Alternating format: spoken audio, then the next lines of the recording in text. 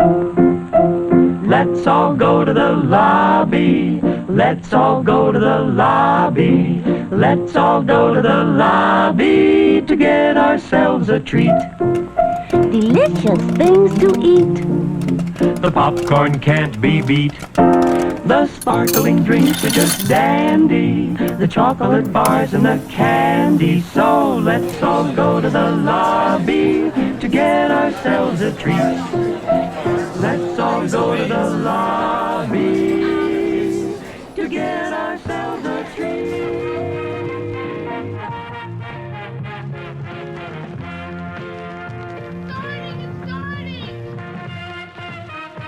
I'm a fan of classic movies.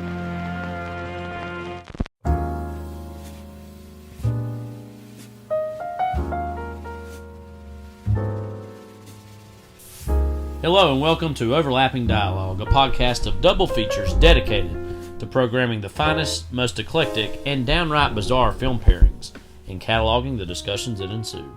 We're your gruesome twosome, Kyle and Levi Huffman. I'm Kyle. I'm Levi. And here we are back for episode 72. Now, the films themselves we're going to be talking about today, which include, of course, A Brighter Summer Day and Until the End of the World, both from 1991. Both very long movies. Mm-hmm. Do not expect this podcast to be especially long. We're at a little bit of a shortage of things to talk about, mostly because Levi and I, we've talked about before, we're both teachers. The end of the year is kind of a very... Until the end of the year. Yeah. And it was 1999 when the Indian satellite went out of... the Indian nuclear satellite went out of control. An Overlapping Dialogue couldn't care less. Yeah. It was like, well, actually we did, but... Yeah. Anyway, that is said over and over in the movie and in the trailer. So anyway, I just find that interesting. But again, we're running through the gauntlet of the end of the year, and it's an exciting time. It's actually a time I really like, but it's just a lot of stuff, and so we haven't been able to watch as many new things. Plus, we spent so much time watching these movies. Yeah, I mean, literally last weekend it was like almost an all-day event for each film. As long as they are. Yeah, but again. Yeah, make no mistake, both great movies. Better movies to watch. So. And again, I think there's a certain poeticism to them both being in 91. We picked them both for a reason because they're both kind of international films in different ways, and also came out, in 91. And, they're both very different, but in a weird way. Again, we said last week, one's kind of looking at the recent past and one's looking at the near future, in I think pretty interesting ways. Mm-hmm. So we're going to dive into those. We might even have a special appearance from Mr. Wim Wenders making his return to the show. It'll be towards the end. We were able to snag a few minutes with him, and we'll get into that conversation later. But before we do any of that, Levi, you know what time it is. Hanging out at the corner booth at Ruby Tuesdays, we just gotta dig into that Blue Plate special. Hi, Audrey. Norma, have a cup of coffee, please. Sure. I'll have what she's having. Hey, who wants to watch pepperoni? Coming up!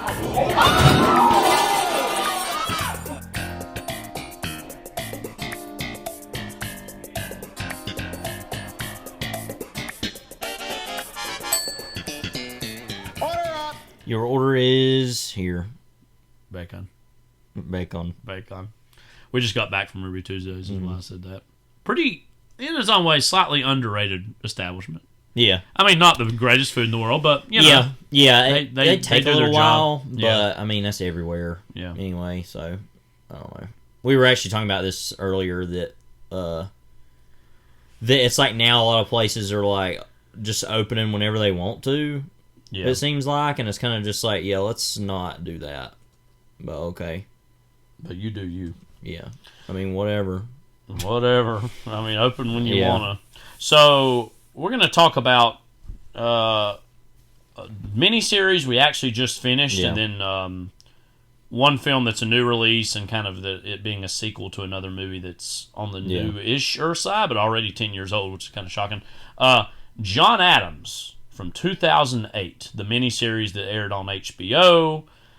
this is one of those things I've been wanting to watch in a roundabout Yeah. way since it came out. I remember I was in high school when it came out on HBO. We didn't have HBO at that time, so I didn't wasn't in a place to be able to see it. Yeah. A few years ago, I think it was back in, might have been 2020 or 2021, I can't quite remember. I actually read David McCulloch's well-known landmark biography of John Adams, of which the miniseries is principally based. Of course, it follows and is about our second president, the founding father, John Adams, and his professional and private lives. Mm-hmm. Now, again, this has a reputation for being this kind of big miniseries, and it was slightly at a time before peak TV in terms of HBO was certainly, this is right around the time, about a year removed from when The Sopranos would have ended. Yeah. So HBO was becoming and already had been In between the that and Game of powerhouse. Thrones. Yeah, the powerhouse that it was.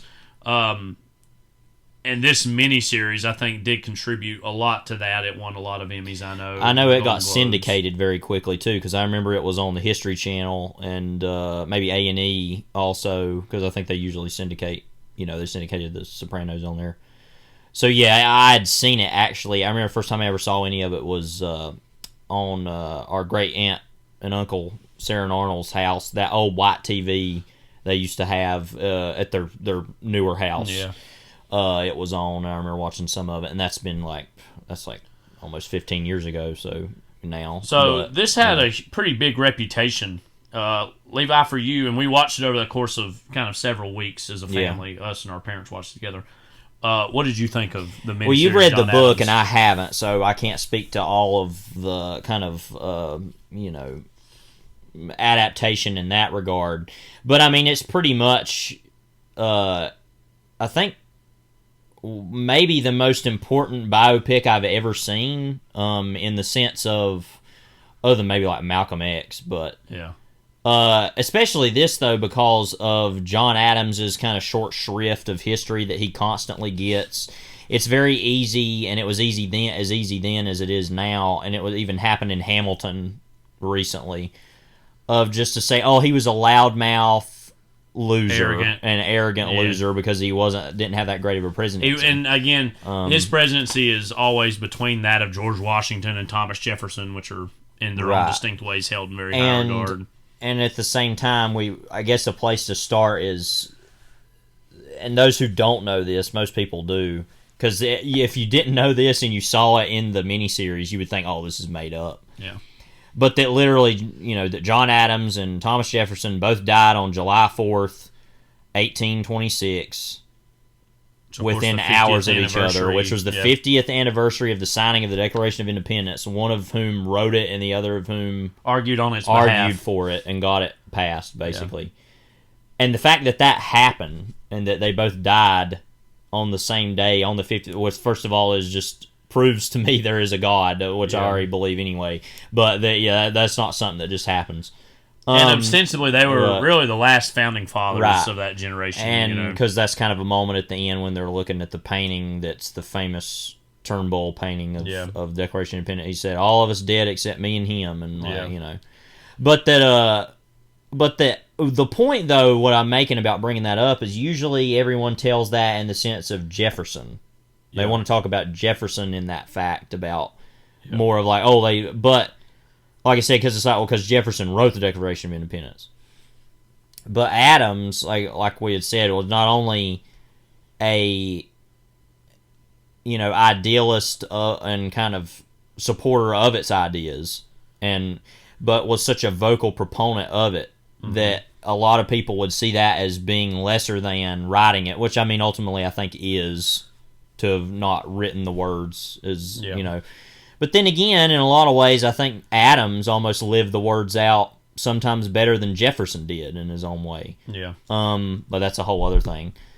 But also, so that's all just to say that, and I think the ending of the whole thing really touched me in a big way, of the moment where it cuts back to him and his wife before he's going to go back to Philadelphia, or he was going to go to Europe or something. Yeah.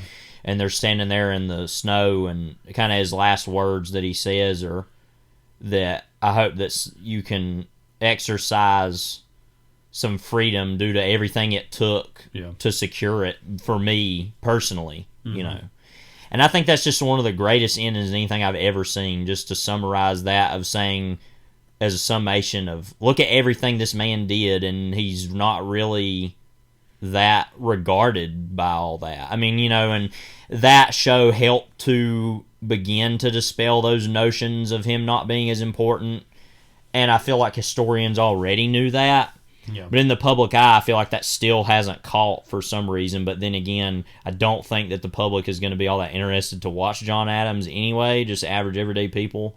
But all that's just to say, I think it's one of the best miniseries I've ever seen, let alone, like I said, just a biopic because in it's general, not just, it doesn't feel like it's just filling in the gaps and just Right. like, I mean, it's got very biopic-y elements to it, but I mean, it doesn't feel like I said it's just paint by numbers. It really feels like the whole creative team behind it had a real intention, and also not only intention in making it, but the performances are so strong across the board. And I think it's really led most especially, of course, by Giamatti and Paul Giamatti as John Adams and Laura Linney as Abigail Adams. Yeah. And their relationship and their love story and the lives of their family. Yeah, because it's as much about that as anything else. And another thing I really loved about it, and I'd already known this, but just his whole participation as the defense attorney in the Boston Massacre trial. Yeah.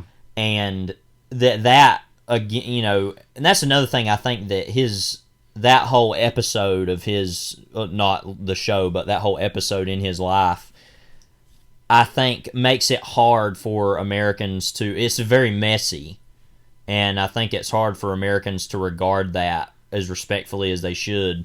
But the whole point of that story is to say that even though that was this big, you know, flashpoint for the revolution and kind of you know, talking point ammunition for wanting to go to war, the fact that the things that happened there were relatively complex, and that he defended them, proves everything about America before it was even founded, is that no, we have to defend this ideal no matter how much we don't like it.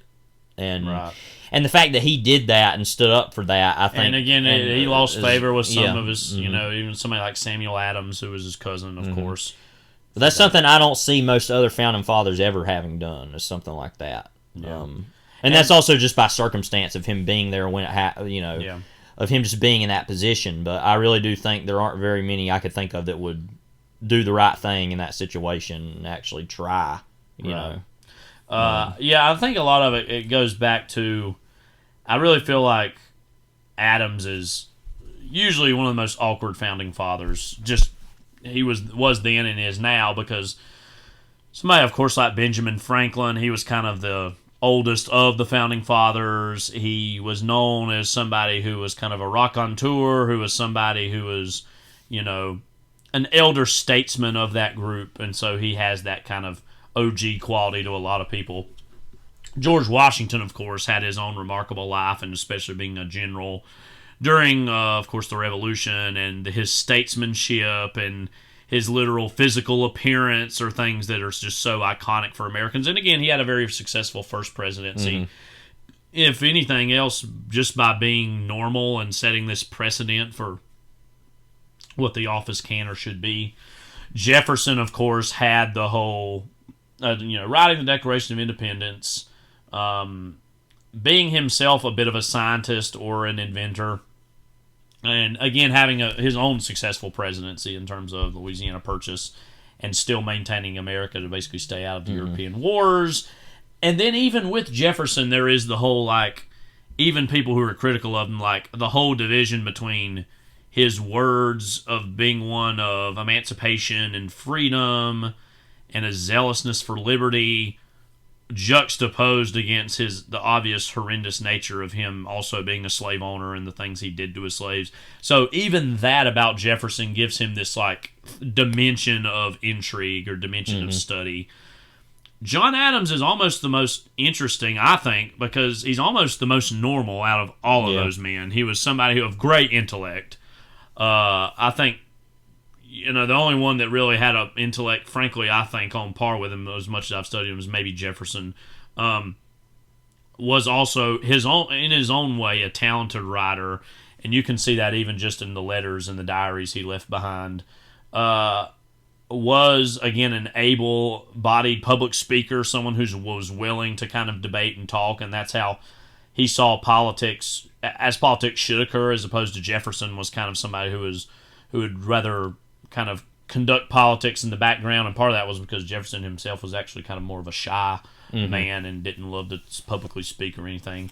But again, Adams was somebody who, while not like religious with the same zealotry that I think when a lot of people say religious that we would attribute to that now, but someone who was a man of God, who was someone who was aware of his own contradictions, and I think the most self-conscious of the Founding Fathers in terms of his writing and grappling with himself. And also was somebody who, again, kind of his own presidency was kind of the first really dramatically or troubled presidency in the sense that he faced sometimes even bigger problems than those that Washington or Jefferson faced, but he did successfully keep us out of course, the European wars. And irregardless, he was just someone who I don't think is necessarily a walking contradiction, but someone who knew that he was just kind of an awkward man and was willing to kind of embrace that about himself and not necessarily hide from that, but also a man of pride. So, again, I don't know if I really, quote, have a favorite Founding Father, but ever since having read David McCulloch's biography of him, he's one that I think about a lot and keep returning to as one that, again, I think out of all the major Founding Fathers, he's the one that's the most human and the most awkward. Yeah. And in that way, one of the most accessible.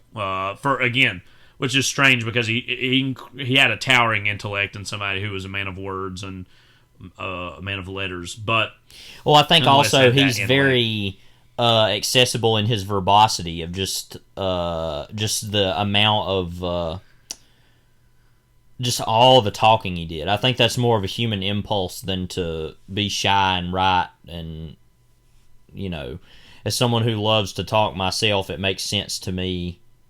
His, understanding of America and his willingness to be unliked if it meant, being true to what America was. And I think more than anything, especially when compared to Jefferson, he was willing to stick his neck out on the line and say things that he knew he couldn't immediately get a political gain out of it. And again, I have complicated respect for Jefferson, but that's something that he was not as willing to do. But again, what did you think of Paul Giamatti's rendering of? Yeah, I mean, Giamatti's great in everything anyway, but yeah, it was really good. I mean, it was very Giamatti in a lot of ways, but I feel like that's what Adams would have been, is that kind of shrill and And when I think about Giamatti's performance too, this goes to a bigger point I think about the show, which was again directed by Tom Hooper, which I think this is by far the best thing I've seen that he's made. That it was really willing to embrace the muckiness of the period in a way that sometimes the period is not depicted. Yeah.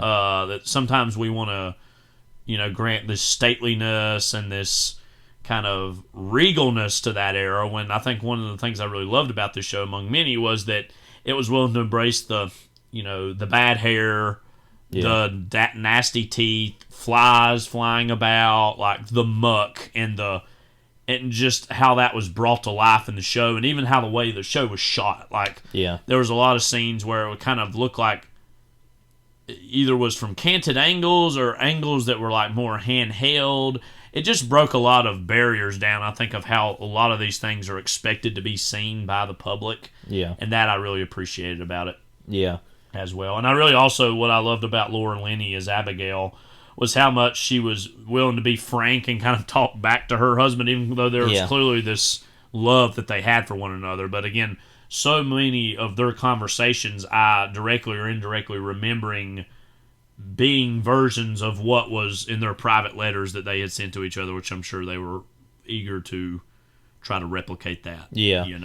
Yeah, I do want to remark quickly, this is kind of off topic, about I'm not really that big of a fan of the movie 1776, although I'm fascinated by it, the musical. Yeah. There's a lot of problems with that movie I have. But I really think that what's his name? William Daniels, who was Feeney on Boy Meets World. Boy Meets World, and was in Graduate, and he was in Reds and all kinds of stuff. He is a really good John Adams, I think, because that's always the first impression I've always had of John Adams is that performance of just being so antagonistic, and I felt like this was another good version of that also, and but that, like I said, that whole thing is so complicated and not particularly great, but that is good. But yeah, this thankfully, and it wasn't about all the basic things you would think it was going to talk about either. I mean, it didn't like go all in depth on other presidencies that weren't as big. Like, it didn't make a big deal about when Hamilton died. It just kind of went by things as it felt it needed to. It was just very much accurate to Adams, I think, and but while also being, I think, a larger, portrait of America in general. But it was kind of had its cake and ate it too about that. I think of it was about Adams, but about a lot of other things, but it didn't feel the need to be about everything of the era either. It was that's very particular. It wasn't really about the revolution itself. There weren't really any battles. And a lot of that had to do with Adams himself was abroad in Europe while the revolution was mostly going on. So it was that separation there. And again, that he's someone who is a man of letters and someone who had all this intelligence, but then he went away to like what, quote, the high culture of its day was in France, and how out of place he felt there, and deep down how badly he wanted to go back home, obviously, but he needed to be there. And again, I think too, was it 7 episodes? I think totally.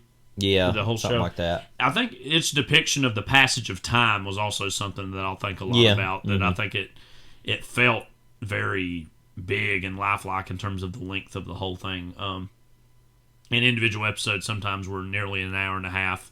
Some were right about an hour. And again, it's like we were saying, I feel like just by being a really great depiction of the Revolutionary era, that it almost is just kind of instantly the best thing to depict that era, because we've expressed our own frustration that there's not a lot of really great things depicting that era. I feel like The Patriots brought up a lot as just a movie about the Revolutionary era, but it's vaguely about the American Revolution. But I mean, I really too like its depiction of Washington, and I've really wanted to see a more full-throated depiction of Washington for some time now. But I really loved how he was positioned in the whole thing.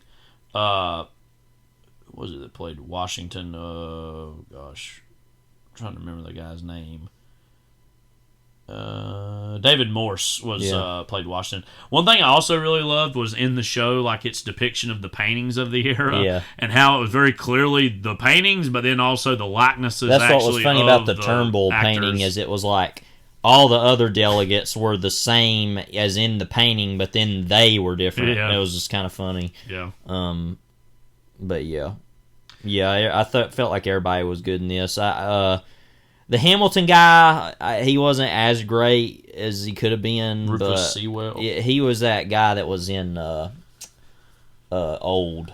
He was the guy that got old quicker than the Old. Thoreau was in it a little bit as John Hancock. Yeah, that was kind of random. And then, Danny Houston just kind of disappeared a ways into it. I know. He looks so much like John Houston. It's crazy. And sounds like him, but... Stephen Delane was, I thought, pretty good as Jefferson as well. But like I said, just by being pretty good, I think it's great. But like, just by being even just good, it was instantly one of kind of defining founding fathers depictions I can think of. But, so that's John Adams. You can basically stream it anywhere where HBO is available to you on Max now. Max is the one to watch. Never forget. We don't have a lot to say about these. We recently saw the new movie Evil Dead Rise, which is, of course, a sequel to The Evil Dead from 2013 and part of the larger Evil Dead series. So we kind of went back and quickly watched the 2013 Evil Dead before seeing Evil Dead Rise. any kind of capsule thoughts on either one of these movies? I want to start first of all by saying I've never been a particular Evil Dead fan. I've liked them fine enough myself. I think they're I mean, I have never seen an Evil Dead movie that is bad. You still yet to see Army of Darkness. No. Yeah, but you know what it is and seen clips from it, yeah. Yeah, and that also goes in the fact that and I know everybody's going to kill me on this, but I just think that Sam Raimi is a pretty slightly overrated filmmaker anyway from what I've seen. The only of his movies I feel is truly great is the first Spider-Man. I'm not even that crazy about Spider-Man 2, which I think is still really good. Spider-Man 3 is awful, and no one remembers how bad it is for some reason. Yeah, there's tried to be all this alternate history about it. I think now in response to, well, it's better than this and this way and that way than these Marvel movies, it's like, yeah, but it's still bad. I mean, it just I've seen plenty of Marvel movies that are better than Spider-Man 3. That doesn't mean I'm more interested in them. But Oz the Great and Powerful was awful. That was terrible. And then there's other movies his I haven't seen, Dark Man and The Simple Plan. Some stuff I eventually want to see. Quick and the Dead. I've never seen years ago, I feel like. And so I'm not like real anti Sam Raimi. I'm not trying to be like that. But I will say I feel like his Evil Dead movies are the perfect distillation of what he wants to be and what he's interested in. I've always heard good things about Drag Me to Hell. I've not seen that, but made that in like 2009. What I am most impressed by the Evil Dead movies, and I think what everybody else are the technical aspects of it, which are owed to Barry Sonnenfeld in part and Raimi himself. Yeah. But what I do respect about those movies is just the blending of, I wouldn't say comedy and horror because I don't think it's particularly funny, but the kind of crude, macabre humor that is very unsettling and strange. I think especially of that and more of Evil Dead 2 that's there in the first Evil Dead. Yeah. And I'm more of a Evil Dead 1 fan, but I would like to see Evil Dead 2 again. I feel like I'd like that a little better than I do mostly agree with everything you said. I do think Evil Dead 2 especially is pretty good, but has since been kind of overblown and to the point of being overrated by this point. But I mean, obviously Evil Dead 1 came along and it was pretty low budget and a small success, and then Evil Dead 2 was even more of a cult success. And essentially Evil Dead 2 is basically a remake of Evil Dead 1. And that's my biggest problem with it. With is more like, money. And right, so and I'm just kind of like, okay, so you just made the thing again. Which gets us to the Evil Dead from 2013, which ostensibly is probably technically also a sequel. I guess so, yeah. But it's essentially just a remake of this yet again. The most interesting aspect, and especially as a remake as far as the imagery, because one of my favorite scenes in any horror movie is in the original Evil Dead, when they're kind of fighting some of the deadites, and there's the one that's under the floor. Yeah, right. It's a woman that's like screaming and beating the floor up with the chain. Trying to get up. Yeah. I just found that to be one of the most visceral, thrilling horror scenes I've ever seen. Really only on par with like the scene from The Thing where stuff's going crazy of when they're testing everybody's blood and all that stuff. But like, they did that same imagery again, even after they had done it again in Evil Dead 2. Yeah. So it's like, that's why I think it's so funny to even make a remake of Evil Dead. Is like, it already got remade, and you all think it's the best sequel ever. So, this had a reputation, I think, because this is one of Fede Alvarez's and I'm a Fede Alvarez fan. And we're big fans of Don't Breathe. Right. And he didn't direct Don't Breathe 2, but he like co-wrote. And I even quite like enough the Girl in the Spider's Web, which is not great. Didn't he but have a story credit or something on the newest one? The Evil Dead Rise, I think. Yeah, and so I don't really have much to say about that Evil Dead remake other than I found it interesting that the main character was going through these like heroin withdrawals. That was kind of different and new to a way to kind of think. And it isn't even so much of is she actually possessed or is she just going through withdrawals. Just more of, I think, the metaphor of what it's like to deal with someone like that when they're going through that. Sure.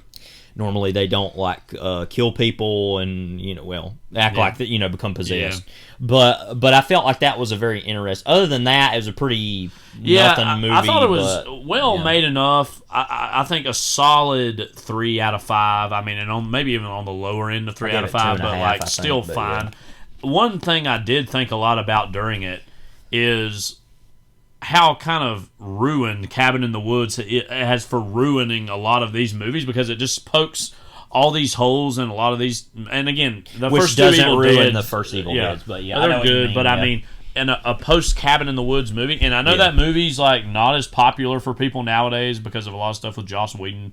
I still think that movie's pretty good. I mean, I like it, and I remember what a big deal it was when it came out. And so he wrote that. Yeah, he co-wrote I think with Drew Goddard, and then Drew that Goddard has one of directed it. I don't want to start talking about Cabin in the Woods, but that has one of my favorite moments in any movie ever, because you were telling me about it before it happened, but didn't say exactly. When Chris Hemsworth's flying through the air on that motorcycle, and he thinks he can like get over but then it turns out there's like a literal force field, and it literally kills him and it blows up. That's one of the funniest things I've ever seen in a movie. I literally was like, what? Like, also so one of the great title cards of all time. Yeah, that's a good one too. But again, I think that movie's still pretty good. I like Cabin in the Woods. And again, it's just like I can't like see a deconstruction of that new, and then we try to do this more straight-faced again. One more thing about Cabin in the Woods I think is funny, just because I doubt we may do it on here eventually, but I don't know. But that part where the guy, it's that typical, like, you don't need to go down there kind of guy. Yeah. But, and then he's calling the guys in the lab, like, hey, they're coming. They've come to the killing floor. They're come to the killing floor. And they're, like, making fun of him on the other line, like, this creep, or whatever. Like, just funny to see that trope done that way. Well, also, you couldn't get two better actors for the guys basically running the whole thing than Bradley Whitford and Richard Jenkins were perfect for those roles. So, again, that's the 2013 Evil Dead. Evil Dead Rise, we've been seeing trailers for this for a while, and being like, oh, man, like, this looks intense, this looks crazy. Mommy's with the maggots now. Yeah. I like this one better than the first one. It's better. I will say, like, this was the first movie I saw in theaters since Beau is Afraid, as we talked about last episode. And it was just like a little bit of a cold water in the face moment of like, oh, yeah, these are what movies are again. Okay. This was like, I mean, not that movies can't be great outside of that, but to go to those places and then just go back to a fairly conventional horror film, it was a little bit of a cold water in the face moment for me. What I like more about this one in particular, I think it, and it has very extremely basic plot, details that are literally the same as these other movies. I did really like that it was almost exclusively women. Yes, kind of the that cast was different too. And so one thing I was going to say about that, though, as far as these movies, one thing I like about the Evil Dead movies, and something that I actually think that this remake didn't do, is the extreme, not to say that movie wasn't pretty violent, but the imagery and the chaos that is wrought in these movies, because it's a very particular sensibility, as we mentioned earlier about the original movies, is this extreme violence and this, but with this weird kind of like goofiness. Right. Is very particular. I felt like this is the closest I've seen to that since those original Even Evil more Dead. than the 2013 one. Yeah, because that's what I'm saying. I don't there feel were like some that one comedic had moments that. here and there, but not compared to this one. Not really. Yeah. And so that was trying to take itself almost too seriously. And I think this movie is serious. I don't think it's like too funny or anything, but just particularly some of the imagery. Like, there's that moment, it reminds me of the moment I was talking about earlier in the original movie, when something's going on inside the apartment, but then it cuts out and shows the mother of the kids and then the sister of the main character, like, who's possessed by them, just like in the keyhole, just like screaming and laughing and like banging on the door. Stuff like that, that's just imagery like that you don't really see in other movies, and it's just so weird and unsettling. And this movie definitely had more of that, I think, than the last one did. What I also liked about it was that it was in an urban setting, which had not been done yet, unless you want to count the fact that it's in castles in the Army of Darkness. That's a whole other thing. Yeah. But, like, I mean, these are always in cabins and places. It was now, of course, this was different because it was kind of a rundown, like, soon to be Apartment condemned building. apartment building in L.A. Which made for a good environment. Yeah, or a good and it was aesthetic, and I felt like that made sense that they could be trapped in there from that. And that there's like that it's not as well run as it used to Right. be, and so that just added to everything about it. Yeah. And so I liked all that about it. I thought that was interesting. As far as the formula, it was very predictable. I mean, all the same things happen as they always do. And so it was a good... I mean, that first one was violent. This was an extremely violent movie. I don't think I've ever seen a movie with this much blood in it. Yeah. Especially by the end. It was just like, wow. Was it the climax of the Evil Dead 2013 that had the chainsaw? Yes, and that yeah, one that scene was towards pretty the bad. end. That was Yeah. like, oh my gosh, That was laughable to a point. that was bad. This one has some stuff at the end too that's pretty bloody and violent. You know, that also involves also a chainsaw, scene that pretty blatantly rips off or apes the Shining elevator blood. Yeah, that you know I was what a little We bit didn't like- say anything about that, but Yeah. I'm there thinking like, okay, so we're just gonna let you totally try to rip off the Shining and be like half as good, but with that. But anyways, you know. But one other element that I found a little bit and was all the stuff about. Okay, so don't you find it random, by the way, that there's like a whole the way they find the Book of the Dead is just so like, what? It's like, because they have this whole earthquake, and then it's like, wait, there's a bank vault down here. And then it's like, wait, so, hang on a second.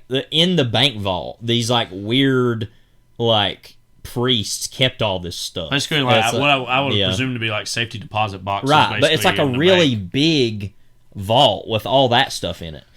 And then you get into all this stuff about there was these guys that did that a long time Recordings ago. in 1923. Yeah, which is like as I old as will what our say- great uncle would have been. I will like, say this was one of the few times, and I think I might have mentioned this in the podcast before, that I have a trouble. I have trouble sometimes with like horror coming out of semi-digital objects or artifacts. I did like that. It actually made sense. I think that like the vinyl and the sound that was coming from the vinyl because they were itself reading was the incantations. activating. Yeah, right. And So- and I kind of like that. That's Yeah. one of the few times where technology, other than like a book, a haunted book, like almost a haunted vinyl in a weird way. And then again, it's not that the vinyl itself was haunted; it was like the words being spoken Right. were summoning Yeah. that. I thought that was actually a cool little element. but just I don't know. That just by felt like very a DJ random. who was like used to spinning Yeah, records that's and stuff. funny you too. know. But yeah, which all that's fine. But it's, by the way, It is all very convenient and one directional though. One thing I wanted to mention, I don't know if you saw this or not. So there's you remember on the vinyl, there's some of the people screaming, "You need to destroy it," blah blah blah. Okay, so that voice was of Bruce Campbell. Oh, I wasn't even really hearing that. Yeah, I saw this on Wikipedia that supposedly the director said yes. He was trapped in the timeline. That's actually him. so that's Bruce Campbell's It's character. supposed to be Ash of Evil Dead in that. I'm like, what? You can just say whatever you want to, I guess. Then it's like because none of that is in the movie. Why It's can't it just like, be a fun little Bruce Campbell cameo? You know Well, what I did mean? did you Yeah, also? oh no, it has to be part of. Did it. you also know that at the end of the 2013 Evil Dead, there's the post-credit scene where he's like, groovy, and then it's just like, why? Yeah. But anyway, And then what we should say in the midst of between these movies, Yeah. there's been the whole Ash versus the Evil which Dead I want to show. kind of go back and watch. I've heard 'cause, decent things yeah, about. I'm like, but I've not, but yeah, we've not seen that. Just for but so it was a clarification. good movie, but I remember seeing the trailers for it and thinking, wow, this looks like dadgum insane, and it was for relatively. It also shows you how easy it is to cut a trailer that can look that way. Yes, versus and the movie. and Not yeah. everything's going to be Bo's Afraid. Right. Again, that was. I think I want to partially make my reaction to this of the first film I saw in theaters after Bo's Afraid, because that's part of it for me too. Mm-hmm. It was just like, oh yeah, okay, we're going back to regular movies now again. And back to formula. And I will say, I did Yeah. see Bo's Afraid again in theaters a little bit after this. Still great, but I mean, some people have been saying that studio horror over the last little bit has been pretty good, and I would mostly agree with that. Yeah, I think it's been bolstered by the post horror of thinking, oh, we actually need to do something with this, and then post horror has kind of back. I mean, there slid a still little has bit, been but- these franchises that have kept going, like the Scream movies or things that are just kind of sequels to Halloween. this or that. Yeah. Yeah, but I mean, there have been some pretty decent to good. Well, horror part of that's movies, because Blumhouse Right. being so tied with Universal, making so many movies now of that ilk, has been good. I've heard some good things about this new movie. What's that movie? Talk to Me or whatever. It's like about the movie with the hand. Oh, that's the new A24 movie. Yeah. Oh, that's right. I forgot that. But that looks kind of interesting. That's like a British movie. But, this is Australian. Or Australian, I'm sorry. That's right. It's from this directing duo of brothers, Danny and Michael. I don't know how you say that last name. I can't even see it. Philippou. But they're known as Raka Raka, an Australian YouTube channel created by them. So they're I guess that's how they've come about. Okay. But yeah, that looks kind of interesting. I know there was that movie we never saw. It was The Night House that I know a lot of people said good stuff about. And then there was that one movie played at Sundance. That movie about the girl that's trapped at that house. She's babysitting those kids, and then everything goes crazy or whatever. It's like The Lodge. Oh, yeah. I think I know. So there have been some, I think that was like a Annapurna, maybe. But yeah, there have been, but ultimately, yeah, there have been some that have been a lot better, I think, than what they have been. But yeah, I think with this movie, to me, it has things that are different enough, but it just goes to show that, I don't know, you kind of had lightning in a bottle with that original Evil Dead movie. Even the second one, relatively, as far as being just so bombastic and I do kind of like about Army of Darkness. It's like it's gonna, as far as those three movies, it totally goes. I to this other thing. respect the randomness of that. Yeah. I haven't seen it, and I don't know how much I like it, but that's what's so crazy about the ending of Evil Dead 2 is that happens, and you're like, wait, what? And you don't even know for sure there's going to be a sequel. Yeah. And you're like, what is this? Do you know the ending to Army of Darkness? I've heard it kind of ends on this kind of semi-cliffhanger-y note, too. I've always heard about that there's alternate endings to that movie, too, so I don't actually know exactly what it is. But that's a fun movie. It gets to the point where it's not really even horror anymore. I do actually like that line reading of, you found me beautiful once. Honey, you got real ugly. Like, that line reading's always made me laugh. I will say, these movies have not come up with, quote, the next Bruce Campbell. No, because he is something very particular that I think is good. And I do like that these movies have been more female-driven, and there's certainly the potential for the next female Bruce Campbell. I will say, though, like, the possessed mother in this is quite good. Well, they're actually sisters, those two actresses, too, I saw. Really? Yeah, in real life, I think. I'm pretty sure. Lily Sullivan, was she the one who? Or no, wait, no, they're not. Their names are very similar. That's why I was thinking. Yeah, Sutherland and Sullivan. I guess it was Sutherland is the mother one. Yeah, Alyssa. So they're not. They are not sisters. Never mind. They're both Australian. They look like sisters though too. I think Alyssa Sutherland. She was really great. I thought though. Performance wise. Yeah, it says here Bruce Campbell features in a voice only cameo role heard in a recording. I didn't even know this was a thing actually. I was expecting him to have some semi-cameo, but I wasn't even really listening for that. So, yeah, it says all that I said where it's like he's trapped in the timeline. It's like, what? Like, you get, wow. Yeah, that's what I'm saying. It's just like, it's ridiculous. Now, what did you think, though? Because I feel like there's something we're leaving out here is the whole framing device of the movie. Totally useless. Yeah. I was wanting to say something about that, but forgot. Because it's a good opening. And it actually has a good title card moment. And like, that's one of the best title cards I've seen in a movie in a while, I think. And then it flashes back to a day or two later or before. Yeah, it was like a before day. Or whatever. I don't remember. And there was a point maybe halfway through the movie or about 3/4. I kind of all of a sudden was like, wait a minute. What did that opening scene have to do with the whole movie? I was like, how are we going to get to this? And then the last scene, but it's like that has nothing to do with any of the characters. No, I mean it was a good opening, basically. Yeah, but that was kind of useless, and I felt like it was a chance to do that big floating camera effect at the end again, where it's going to possess that. They already did that earlier in the movie though too, but I mean, so I meant to say something about that. I thought that was very useless. Well, even though the opening scene was good. Well, what I did like about the ending though was the credits where it was showing the pictures of the Book of the Dead, how violent that was, all the imagery of that. It's funny to walk out of a movie, and you're walking out, most movies you get up and you walk out, and then just this stuff right in your face of just people dead and dying and being tortured and just awful stuff. I was like, wow. Yeah. But overall, I think it actually was a pretty alright movie. But and we made a point to watch that 2013 Evil Dead, it's pretty easy to just literally No, you walk could into very. this It isn't and- even a sequel at all. I mean, it has Yeah. nothing to do with the because it's not even the same Book of the Dead either. That it was. You know, in there the- is part of me that conceptually likes the idea of we're going to basically do the same movie every time, with like what these new ones are. We're going to basically do it again, but change up enough things to make it look like, you know, new movie. I mean, but I think they need to try harder with that idea. They're not trying hard enough to I do say something that, else. you know, that 2013 one, pretty forgettable, whatever. This one did have enough memorable elements and changes to... Mommy is with the maggots now. So there's that one scene. I mean, there is a lot of stuff yeah. about, like, what importance should men have in our lives, and a lot of the main women are women who have been abandoned by men, or, you know, and so there is some actual thematics going on there. It's not the deepest there were thing some in the pretty world, insane moments in this as far as just things that were like, wow, about that. I think the thing that sticks out the most to me is that girl eating glass. Yeah. That really was like, ugh. There was like the redneck neighbor who had the shotgun. Yeah. Too, and then there was a point where it was funny. A lot of, like, 20% of the movie is seen through a keyhole, which is kind of random, but like that shot of that happening, and he's out there and he's getting dragged, and you can't see what's going on, and I mean, there's all kinds of crazy stuff. But I don't really understand how the deadites work, though. I guess it's kind of like also called the deadites zombie thing, where it's like they get, once you're eaten by that, or like they basically give you the disease.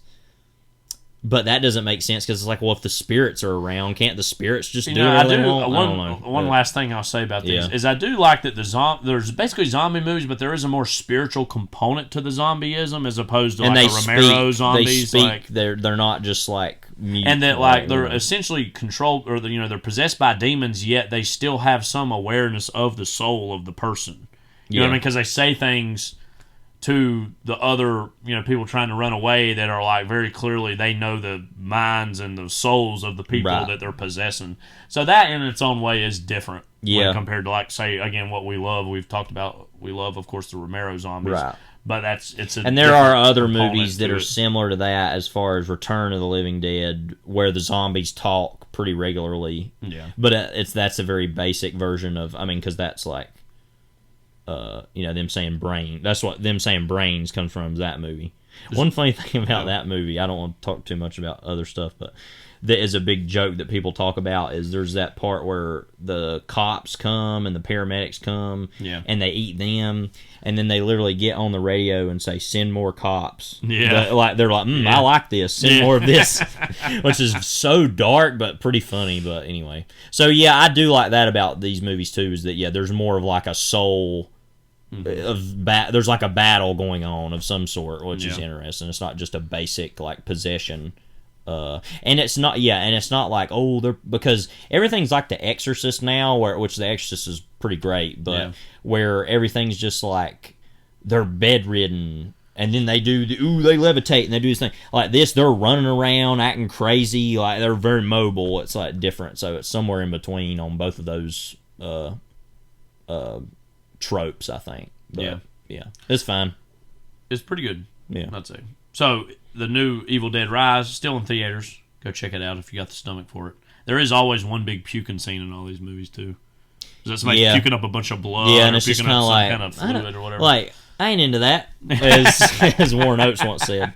Something we are into, though, is Brighter Summer Day. So the trailer you're about to hear, I'm pretty sure is fan made, and being a Taiwanese movie of foreign language for another language to us, obviously our fellow English language speakers are not going to necessarily be able to understand or know exactly what's being said. Most of it's tied around the song, though, which the name of the movie comes from. But I do think the trailer is well made in terms of just showing us some little bits of the movie, and it has like a thematic kind of push to it. But yes, here is the trailer for A Brighter Summer Day.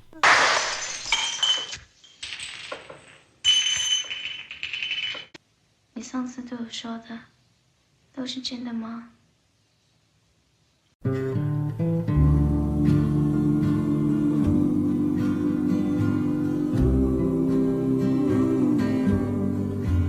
Are you lonesome tonight? Do you 我们的密室也不打声招呼啊。Are you sorry 买票的，你知不 we 知道啊？ drifted 我不要理他。不要理。 小明是谁的意思？你应该听。 Does your memory stray to a bright summer day when I kissed you and called you? 会有人还为他没有犯过错误去道歉、去讨好的话，那这种 Do 人 the 怎么是做不出来？ chairs in your parlor seem empty and bare? Do you gaze at your doorstep and picture 要 me 保价， there? 嫁这把去。 Is your heart 你都知道， Shall I 好 come 孤独啊！ tell me dear 只要让我知道你跟小明 are 在一起 you，lonesome 那只要赌你一夜， tonight? 让你把戏。没事干嘛愁眉苦脸的？是不是为了迷死啊？ I wonder if you're lonesome tonight. You know, someone said the world's a stage and each must play a part. Fate had me playing in love with you as my sweetheart. Act 1 was where we met. I loved you at first glance. You read your lines so cleverly and never missed a cue. Then came Act 2. You seemed to change, you acted strange, and why I've never known.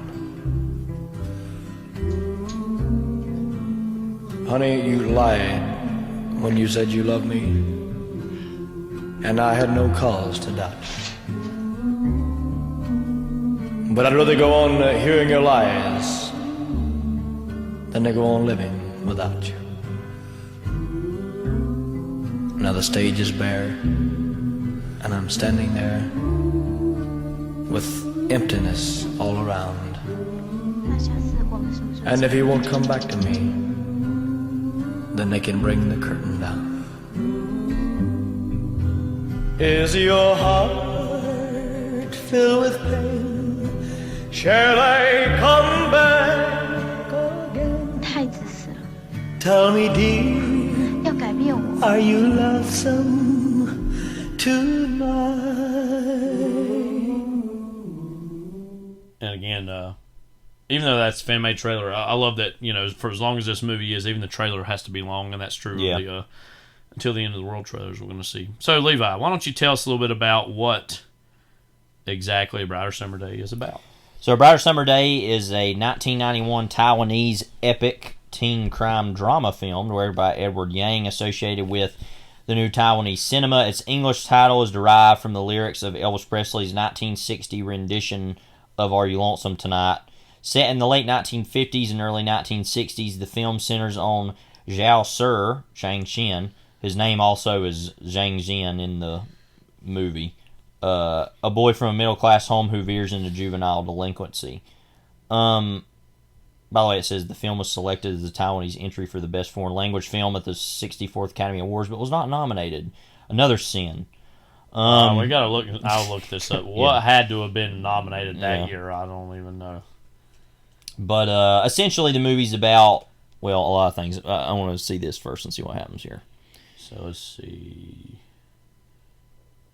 Mediterraneo, Alright. Italian movie. 1, Children of Nature, The Elementary School, The Ox, and Raise the Red Lantern. Okay. I've not really heard of any of Yeah, those. no. I mean, they might be alright, good, yeah, but there's sure no they way are, they're as good but- as this. So. Yeah. But essentially, I guess the background of the movie, and it tells at the beginning, is kind of looking at Taiwan in 1960 of being about, you know, a little over a decade after the capitalist Chinese were forced to kind of relocate to the island of Taiwan after the communists took power.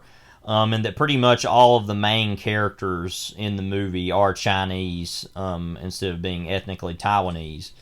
And that their parents are, you know, people who are living there now and have thought about going back but haven't. And, I mean, there's one whole part of the movie is kind of the threat and suspicion of some of those Chinese as being communists themselves, and that's kind of a whole section of the movie with the father of the main character. and him being suspected of maybe being communist, even though he literally left the country. So it's like, I don't know why he would have been.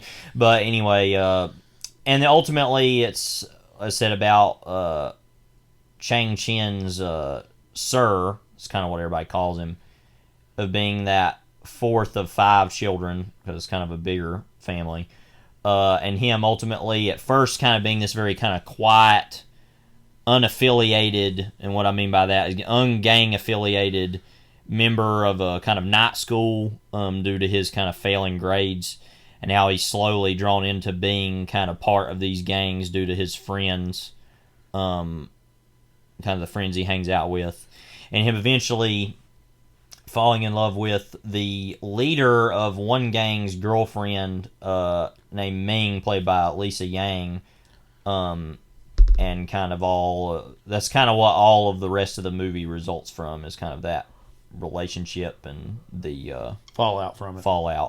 Because the movie was originally titled, I think we mentioned this maybe last week, the original, I guess, Chinese title was The Youth Killing Incident on Guling Street, because it was kind of based on an actual murder that happened that Edward Yang remembers when he was a kid growing up in Taiwan. Even having that title would have almost been a spoiler for what the whole movie's leading up to, but you're not even exactly sure is going to happen. Yeah. A Brighter Summer Day is kind of, I think, not only the better title, but also eschews you into thinking there might be some positive, happy ending to this. Which there's not, and we'll talk more about that later.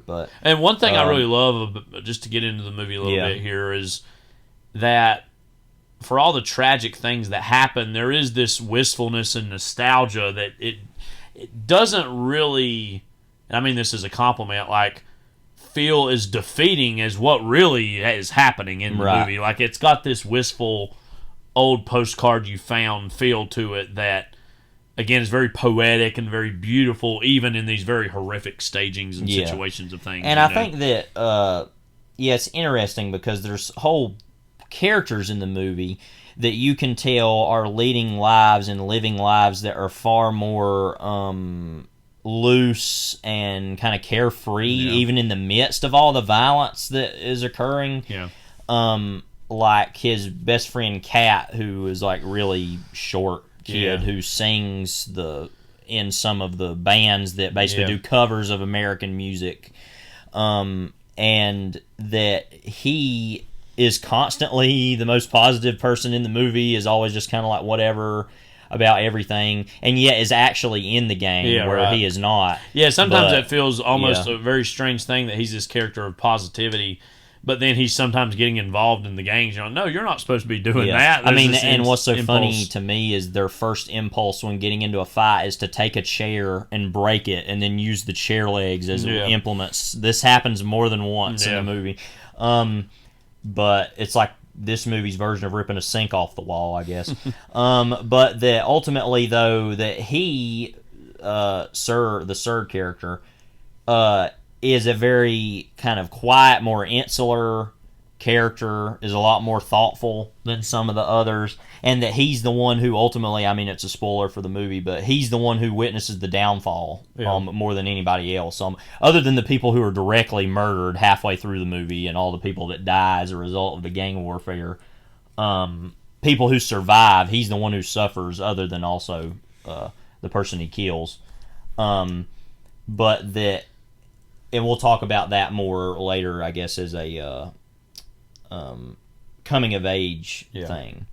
But Edward Yang, we're supposed to talk about him. I know Levi had mentioned this last week, that, and we had talked about like what's a better film, this or Yi Yi. I can't make that determination myself because I've only seen this, I guess, 2 or 3 times now. I think you've seen this 3 times. 3 times now, and then I've only seen Yi Yi once now. Yeah.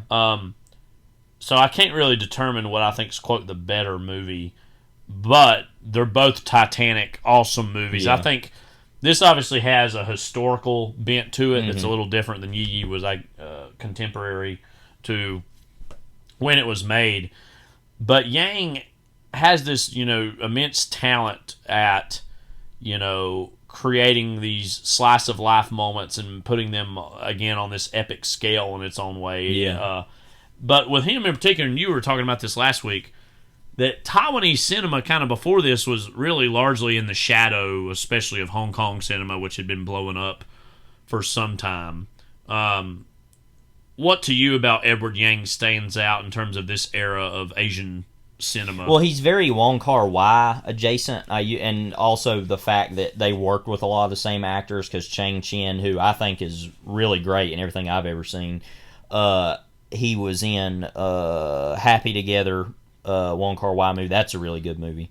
But that I think they're similar in the sense of, I guess, that slice of life idea of things. But the difference, I think, ultimately, and what I might very slightly prefer about Yang over Wong Kar-wai, even though Wong Kar-wai has made more movies and more famous movies, because actually Edward Yang has made more movies than I always think he has. I just haven't seen most of them, and they're most of the other ones are a lot shorter. Because I think of him as an epic filmmaker because of this and Yi Yi, which is an hour shorter, but is still long, because this is 4 hours long. Mm-hmm. But then I think the difference is he's not as stylistically bombastic. He's very much just he's a lot like Ozu in that way, I think, of just showing things that happen a lot more just Ozu is, of course, Japanese painterly, rather than more flashy and these. That's big, what I was about a lot to like say, John Woo. I guess the Hong Kong sensibility I need to see is more Wong Kar-wai movies too. But I was thinking about Chungking Express. Chungking Express. And In a Mood for Love. How stylish they were, and I was thinking, well, that's not exactly what Yang's going for here. But again, I would agree, that he's not quite as stylish, but he really drills down into those emotions and these characters who, again, they feel like they're swamped or consumed by these forces outside of their own control, which I think in its own way has to be a reflection of what Taiwan in general feels in relation to China, and even Hong Kong in its own relation feels to China. Yeah, because with specifically just using Chungking Express or In the Mood for Love as examples, Chungking Express obviously has multiple storylines going on, and it's kind of not a totally even break. Like, the second half is kind of bigger than the first. And that's just very flashy in a lot of different ways, and very sonic, has a lot of music, a lot like Scorsese or Tarantino of the era, who Tarantino I know is a big fan of Chungking Express, and I think that's partly why it was a bigger deal in America, I think. He championed it. Because that came out same year as Pulp Fiction, so. And they're very similar movies in that way, I think. But, and even In the Mood for Love, which is a lot more like a movie like this. Dramatic. But is melodramatic told too. In these very, like, vignette, and it jumps around a lot, and these movies are different in that they, like you said, they allow the time and they just really drill into the characters themselves rather than this big stylistic. And I feel like very often too, and I don't remember as much in Yi Yi, it probably has this, but certainly with The Brighter Summer Day, that there are multiple instances of characters basically confidently lying to one another, and then we know that they are lying, or that they're not exactly telling the whole truth, but it's presented as fact when they're... And that's a quality you don't see enough in movies. I know that was something that David Chase said one of his big delights in even writing something like The Sopranos was because he, for years and years, we were in TV's writer rooms, and they were basically saying, we're talking to studio or network execs, and they're like, well, the character's going to say this, but he's going to think this, and there's that clear division between what's said and what one's really going through to present a false sense of confidence. And I feel like there's a lot of scenes in this movie where that's going on. And that's the case false sense of confidence to make up for this fear, anxiety of this entrapment that the characters feel. There's some of that in Yi Yi too, as far as some of the marital and relationship infidelities in that movie. But with this. What I think I like slightly more about this movie, though, like I said, is the historical aspect, but also the specificity more of it, I guess, of being a coming-of-age movie, which, once again, I feel like we'll talk more about that in a bit, Yee Yee is a lot more about every age. It's like about the youngest boy, who's kind of the centerpiece of the movie, the kind of more teenage girl character, the father and the mother, and then even the grandmother, who, it's not much of a spoiler to say, most of that movie is about her death and kind of the reactions to that. And so it's about all these different generations living in one house. This, I feel like I never get a sense of who some of the characters are in a good way. All of the main boy kids who are students, I understand them, and I understand the parents. But then there's that kind of group of kids, like the older brother who's in debt, all this gambling debt. Older sister. The older sisters. I think there's like 2 sisters, not let alone even the youngest sister. Yeah.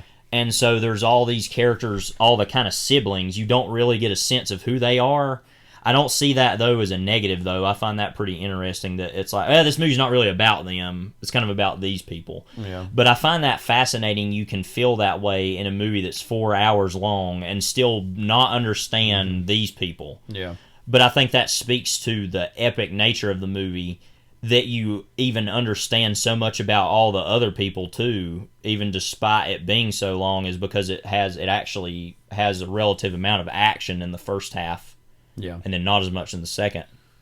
But that, I still find that interesting, that you can understand so much about others and not about a couple of them. Right. And so I thought that I like that more about the movie, is that you do really see it through the eyes of one person and kind of his disinterest in these other people who were there all along, that they never really talked to him either. So it's kind of I think that's really fascinating to see in a movie this long.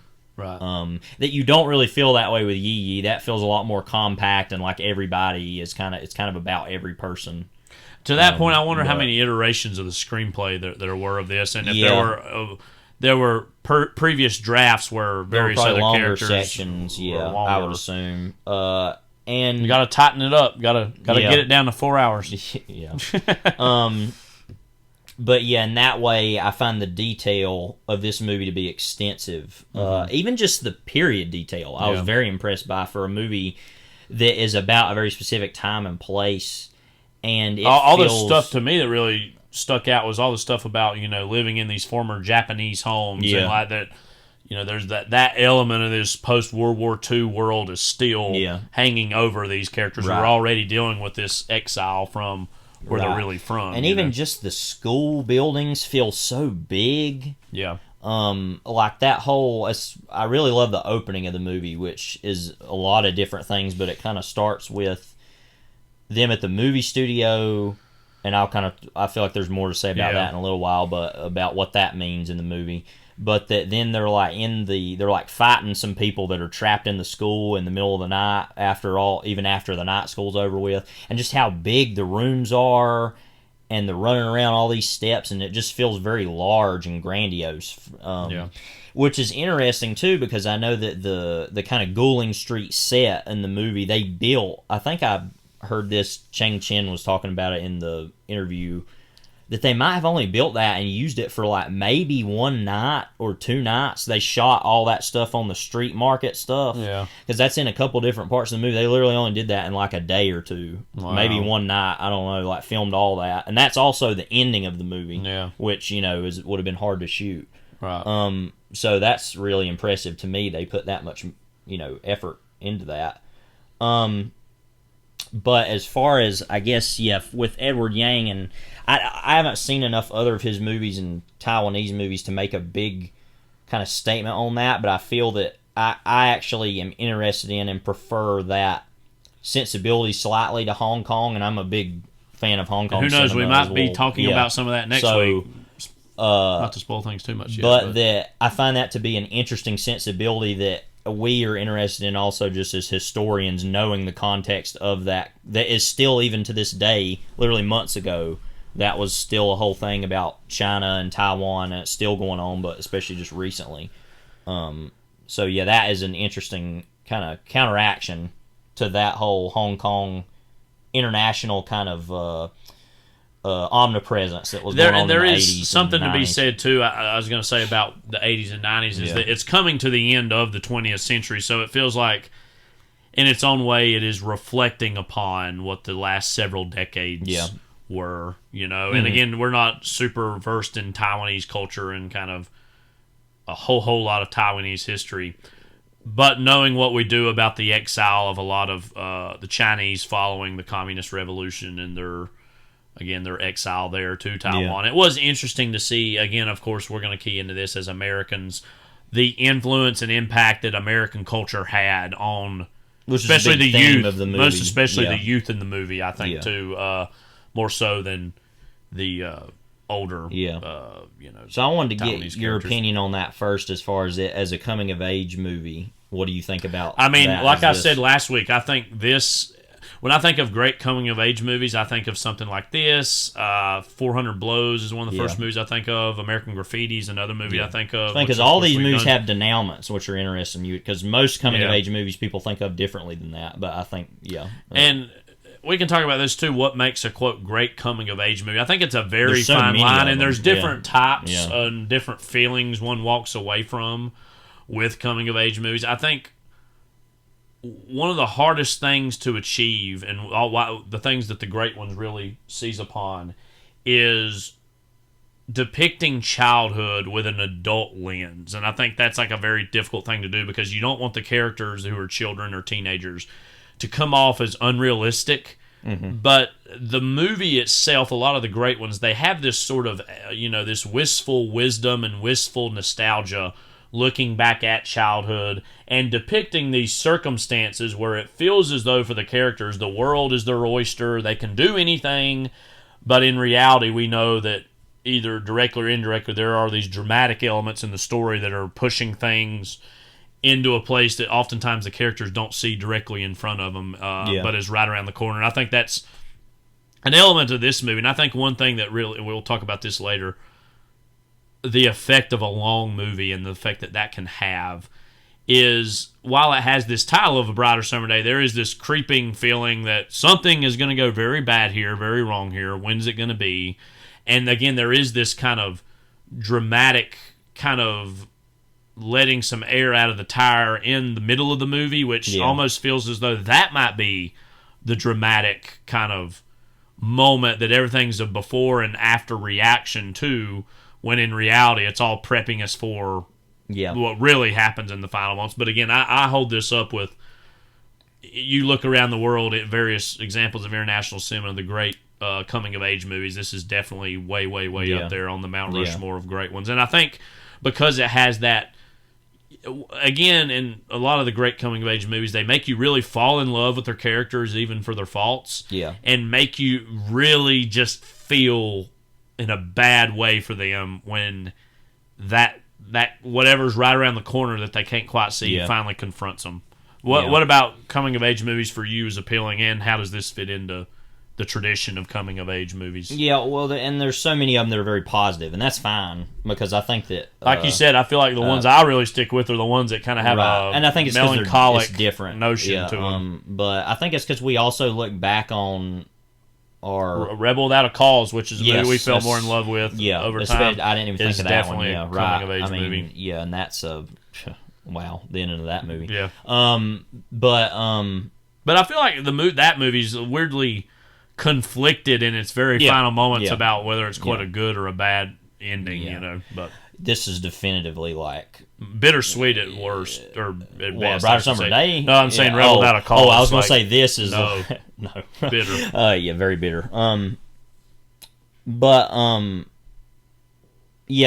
think I appreciate the coming of age movies. There's so many of them made, and we talk about them on here a lot. But I think that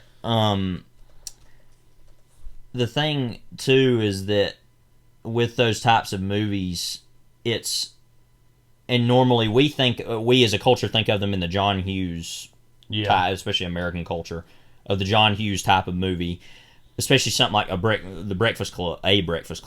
No, there's not. There are, as the Joker would have said, several. But that The Breakfast Club is very much it. It's that big, bombastic, happy kind of nostalgia movie, but also has these elements of look at the darkness in these people's lives. But we normally, when we think of coming-of-age movies, it's either in that sense of children, like an animated movie, or teenagers, or young adults.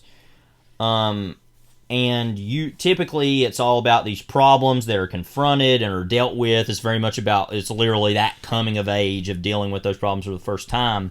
What I find so fascinating about this movie is that the worst problems you could ever confront in your life are confronted, and then that's it, because they are dealt with. And I guess spoilers say, but the ending of the movie ostensibly is Zhao Sur killing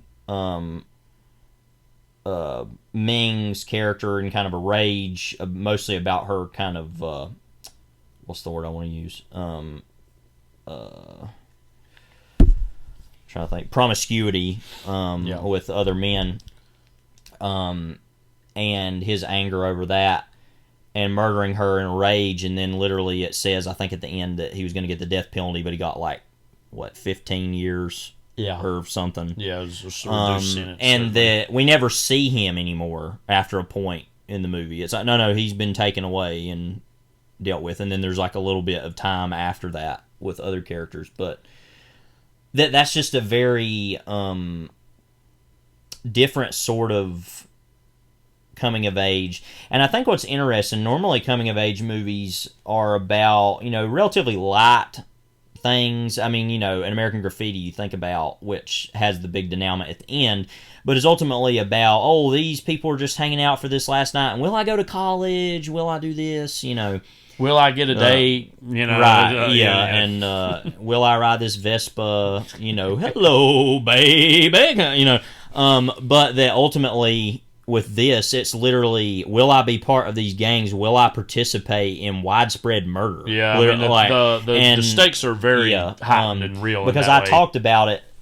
My favorite sequence in the movie is that part where they basically, the kind of, Ming had been the girlfriend of the Ma character, who was the Honey, who was the kind of leader of their main gang that they're part of. The what were they called in that? I can't remember. But anyway, they were and so after he's killed, let's see, who is it? Trying to find. I know the 217s are the other group, Little Park Boys.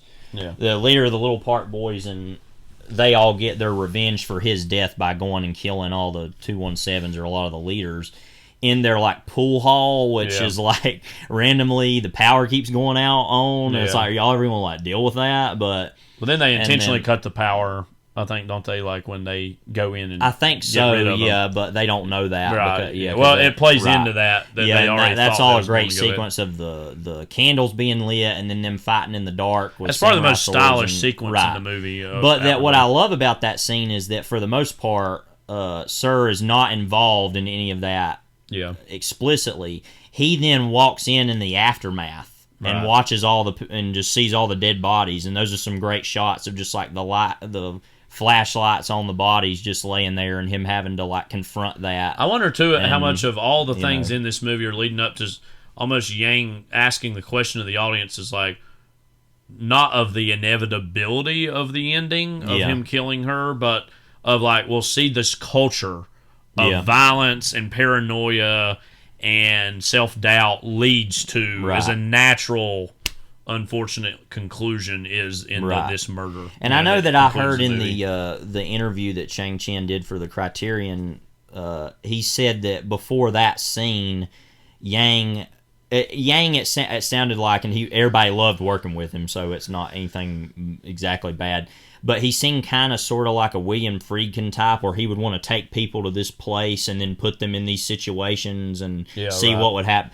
So supposedly, before that scene, when he went in and all the dead bodies were there, he screamed and yelled at him, and then made him go into a dark room by himself for 30 minutes, and then brought him out and just said, "Here, do the scene." And then they had the people there, and said that a lot of his feeling in that scene was this very isolated, terrified state of seeing, because he didn't really know what the setups were going to be and what exactly he was going to see, I think, and kind of, so I really love that sequence of like I said, all these, and the movie starts like that from the beginning, where it's like these people fighting and beating each other pretty severely, because there's the part at the beginning of them wanting to find out where people are, and it's this relatively younger kid, and they're smacking him around, all the blood's coming out of his mouth, and it's just the movie is very immediately like, this is what this is going to be. Yeah. You know, there's not a whole lot of like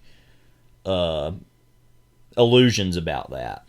But I think it's by that point in the movie you're really starting to see, oh, this isn't really what other coming of age movies are. It's very much this dark reflection on what youth can be in this violent state. We talk a lot here in America about angry white male rage. Obviously, that's led to mass shootings and all sorts of awful, horrific things. Yeah. This is almost a projection of, well, it's not just a problem with white males. This is a problem with males in general, because this movie is ostensibly in a major way about masculinity and the way what expectations of masculinity are versus what the reality of masculinity is, and the inherent vulnerability of that. You've seen the Mikhail Haneke movies of the 90s as well. Yeah, there's a version of that. Trilogy, what are those movies? Yeah, well, again? it's The Seventh Continent, Benny's Video, and 71 Fragments Under Chronology of Chance. Which I know, to an extent, I know one of them in particular is about that feeling of male rage. Mm-hmm. And that's something that, again, for kind of putting that in the context of the 90s, and this is a depiction of the early 60s in Taiwan. So in that way, it's very distinct and separate from American culture. Nevertheless, globally, it seems as though male rage in the 90s especially is something that was unfortunately front and center. Right. And this movie's a depiction of a past version of it, yet nonetheless in the early 90s. And it's a very minor thing, but what I really love about the opening of the movie, and the radio in the movie has this whole random, like, all this stuff about, well, they were taking it apart, and then it was working, then it wasn't working, and it's like a whole thing. But I don't want to get too far into the, like, because we were joking at one point, this movie doesn't have very much of this, I don't think, but we were joking about sometimes the visual symbolism in a movie can be a little too loud. We were talking about that part where Sir and Ming are having this conversation, and the Taiwanese army tanks are going out, right. And I was like, the tanks are going in front of them. Like, the war is tearing them apart. You know, so very, like, obvious visual storytelling. But at the beginning of the movie, you had them reading off the basically honor roll names for kids who did really well in school. Right. And you hear, and this is literally right after they've had this meeting at the school where they're like, he's going to have to go to night school so that he can get caught up because he's not doing really well.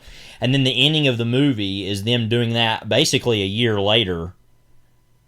And there's that moment, and basically right before that, though, the radio's not working, and then the girl's picking it up and moving it, and then he says, and it starts working, the dad's like, stop it right there, and then she just has to, like, hold it.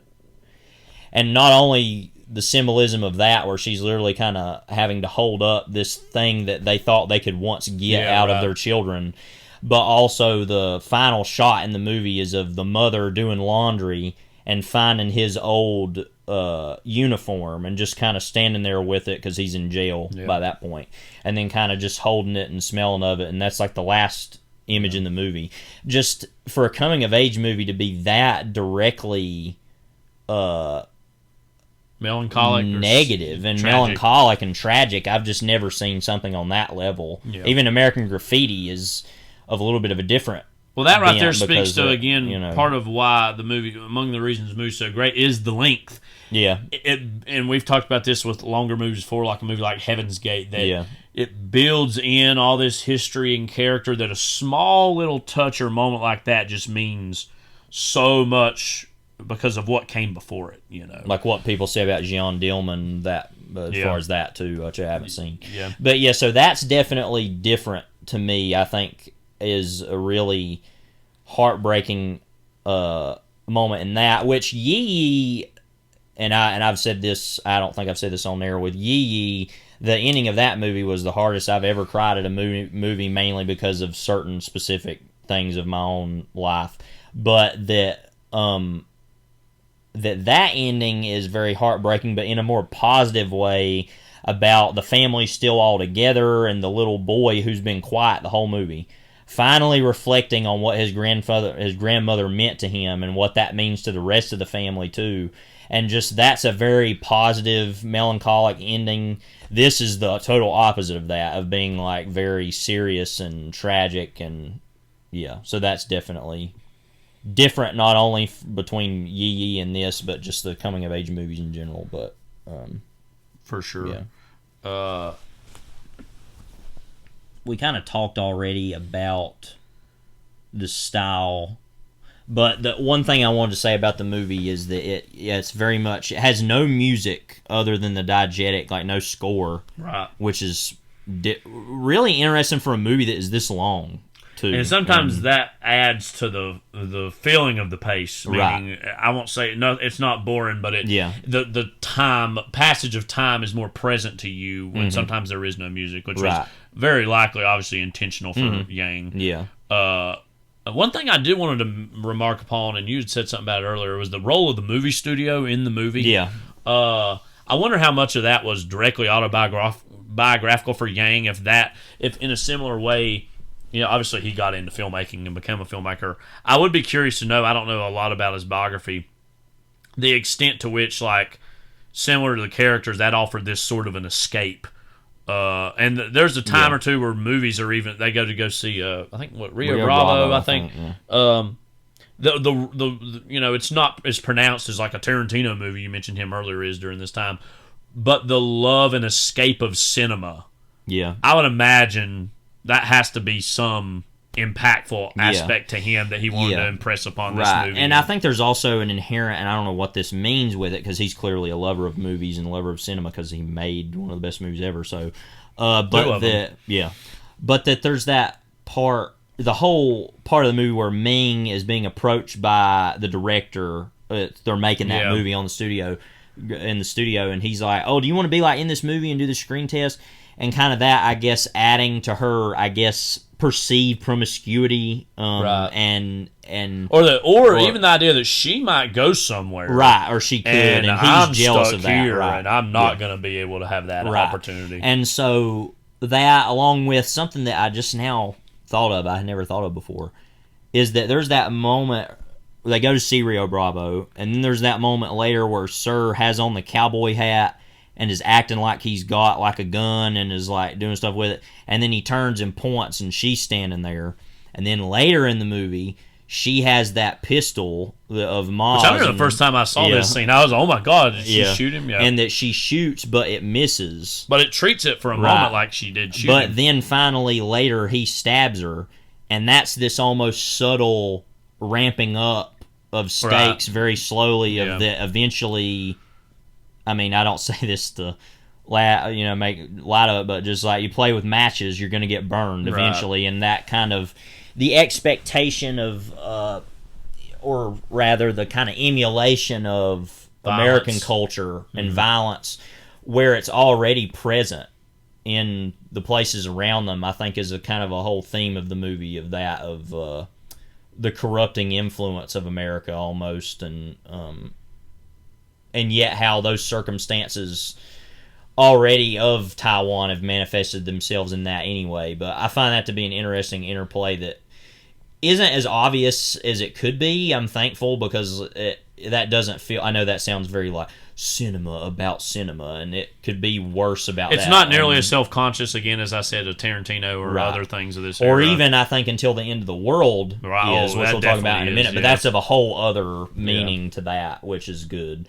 But I don't think, I do agree about that, but the level of liberation Elvis represents and American music represents, it's not clearly this totally good or totally bad. It's just kind of this, because in the middle. That is, and what's funny is I recently, just for my own sake, rewatched Mystery Train, a Jim Jarmusch movie, which is totally its own other thing, but is about the ghost of Elvis, which is also in the late 80s, early 90s, around this time. That there was a lot of Elvis stuff in the world and in the culture around this time, which is very curious to me. But again, I feel like some of the few almost seemingly unambiguous happy scenes in the movie are those with which characters are listening to music, recording music, transcribing music, performing music, just like the power that music has as a liberating act. And that was the case in the Cold War in Europe, too. So that was a worldwide phenomenon of those kind of oppressed peoples. And again, it's funny because it's totally different things, but here, the reaction that Elvis and some of rock and roll got in the States, and we think about that in such a domestic sphere for us, to see how that was interpreted and consumed and held dear by these other cultures in the world during that time is always an interesting phenomenon to see. Yeah, and that's another thing I was going to say about the movie is I think that the whole aspect of it as the freedom to be oneself that is awarded to Americans in the West, that when these kids attempt that, goes horribly wrong. And not that that didn't always obviously go wrong for a lot of people in America too, of juvenile delinquency, but it's just clear that in most of these other movies, when you see people doing that in American Graffiti, even with the Paul Le Mat character who dies after that movie, is a very heroic figure, and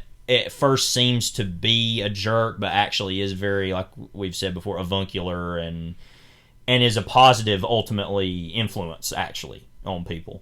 And he dies this almost like seen as heroic death, in a way. And all tons of other movies where these things happen, or even James Dean, of being like that he was this kind of bad boy, but not. Well, the role he has in, like, say, Rebel Without a Cause, that I feel like most of the movie he's walking a tightrope between whether he's an anti-hero or not.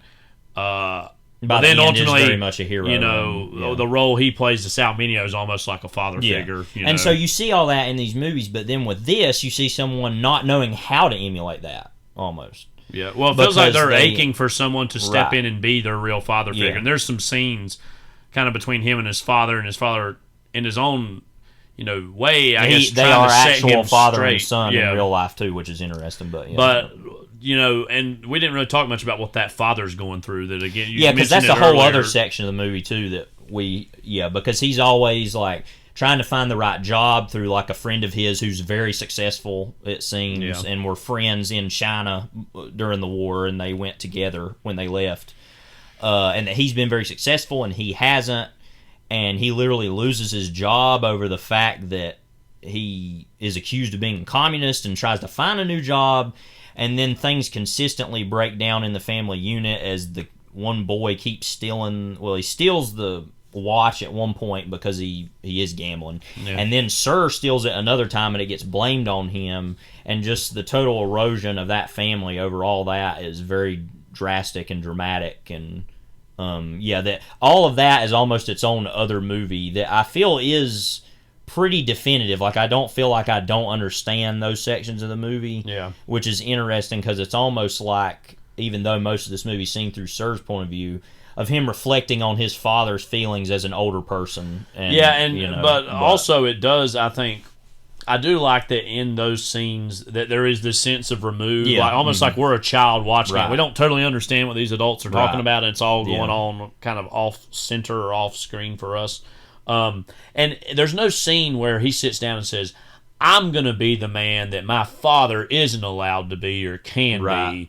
But that is an unspoken aspect, I feel like, of, well, my dad's getting run down and run over. I'm going to assert myself, and I'm going to do what I want to do, and look where that gets him in the end. So. And it's that almost unsolvable question because it's like, well, it doesn't get the father anywhere either, being the way he is, so... That's a very sad. So what is success in this world or in this where it feels as though you're purely always playing displaced? You're displaced because you're always having to defend oneself as opposed to just being oneself. And that only avenue for those kids is to just be in these gangs and go down these dead end roads and ultimately very dense movie. When I say that, I say as a compliment, not that it's not a hard to understand movie thematically or cinematically, but it's interesting because it just feels like, as we've been saying, this whole big world that we're getting a sample of, and it's without being a genre movie. And I don't think it's like a particularly funny movie exactly, but it's very, and I'm saying this even for somebody who loves long movies, very engaging, very actually a lot of kind of action throughout, crime elements. I mean, there's quite a bit of stuff there that I feel like if there was ever going to be a long movie that somebody watched that wasn't, it would be this maybe, that they could probably get into and be interested in. A lot like The Godfather in that way, for a movie that is that long, is that thrilling, I think, consistently. Now, this even still is very much less of that, I think. We got to talk about our boy Honey a little bit. Yeah, you one of the most surprising characters. Yeah, you say more about that because you have more to say about that than me. So he's played by Lin Hong Ming. That's how you say his name. Mm-hmm. He's one of the most surprising characters because he kind of starts off the movie as basically the bully, and he's wanting his homework to be done. And you're talking about not Honey. Honey is the Sly. boy Maybe Sly is I'm that sorry. character. I'm sorry. Now, we'll say about Honey what you said about Honey, who is the leader. Honey, don't call me Honey. Oh, but that.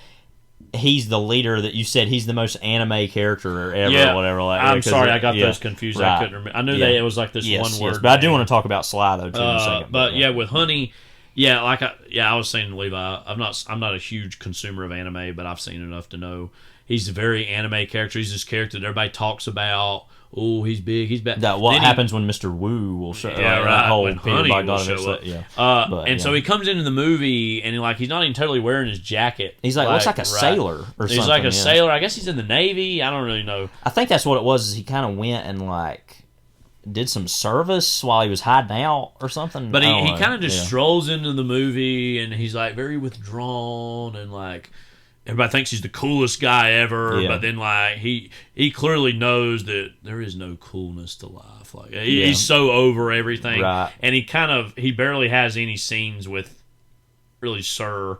But there is one where he's almost trying to semi-mentor him, but then he's killed. Right. That's kind of in the middle of the movie, pretty much. No, I'm sorry. Sly was who I was thinking of who's Hung Yu. He's one of the more interesting characters in the movie, I think. Who, again, he starts off kind of like I was saying as the villain or the antagonist. Right. But then over time, and there's a big space in the movie he's not in, and then he comes back maybe a little more towards the end, where he's kind of he's wised up a little bit, and he's not as aggressive, and I just find it's interesting because early on he's presented as almost the antagonist, right? To the movie, and that like I said, that goes to the whole point of the movie. I think too is that even the most antagonistic person in the movie gets it together by the end, and that the person who's somewhere in the middle but has this dark, seething rage below the surface is the one who suffers for everything ultimately, and that's kind of very different impulse. Right. It's very realistic. I think too, as far as that, when that rage boils over, it's because Sly at the beginning of the movie is at 100 all the time. Right. There's constantly a problem. He's like, here, you write this for me. You do this. Give me your lunch money. It's just very just classic. I love that school scene, by the way. Behavior. All the scenes with the teachers and the principals are hilarious in the movie, but there's that part where the guy, he's like that bald guy, and he walks up and he's got his hands behind his back when they're fighting, Sly and Sir fighting, and he's like, do y'all enjoy coming to my office? Yeah. It can happen again. Yeah. Basically, let's talk about how we listen. Basically, we talked about, too, what it's like to be any of these kids in the background during these scenes, in the world of the movie. Yeah, and they're just all right, well, here they go again, doing their crap. I watch that every day with kids who always follow directions in my classes, and then there's the kids that act out, and I sometimes look over at them and they're just sitting there oh, here we go again, and most of them will laugh at the stuff, but there's one or two that are literally every day, mostly some of the girls that are really well behaved, that just sit there and are so I think about that. I was just talking to some kids this week about when I was a kid in school, when I heard a teacher say get out in the hall. I literally had to hide my face. I was I wanted to laugh so hard. And I remember my first year of teaching, when I had my first get out in the hall moment, I wanted to start laughing at myself because I was like, oh my God, I'm prime time now. I'm the one doing it. And then the power. Yeah. But just laughing at the sense of oh wow, here we are. It's this must be done in secret. Okay, that's one of those things I don't like doing much because I don't like leaving the other kids alone in the room. I've only had about 3 or 4 of those this year. I usually take them aside at another time that I'm able to. But I was telling the kids, like I said, that I kind of even now I've had a few this year. I almost want to laugh out to myself, But there was something else I was going to say. What was it? Another aspect, just in my own life that I had like that was when I had when I was student teaching and I had taken over as a long-term sub before I got my job. Yeah. And they trusted me enough to officiate a EOC test even while I was still doing that. And that moment where the door closed and it was just me and those kids and I was the one being the test administrator was the big like, oh my god, this is for real. And moment. we've both like, done that now to the point where it's no big deal now, but just So again, great movie.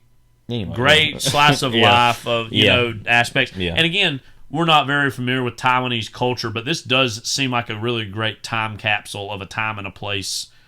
Not only in its depiction of the early 60s, but even in the late 80s, early 90s conception of looking back on this time period. Any final thoughts about Brighter Summer Day? No, other than just it really is one of my favorite movies. I think it represents everything that, to me, not only I was going to say an international film, but it's just film anyway.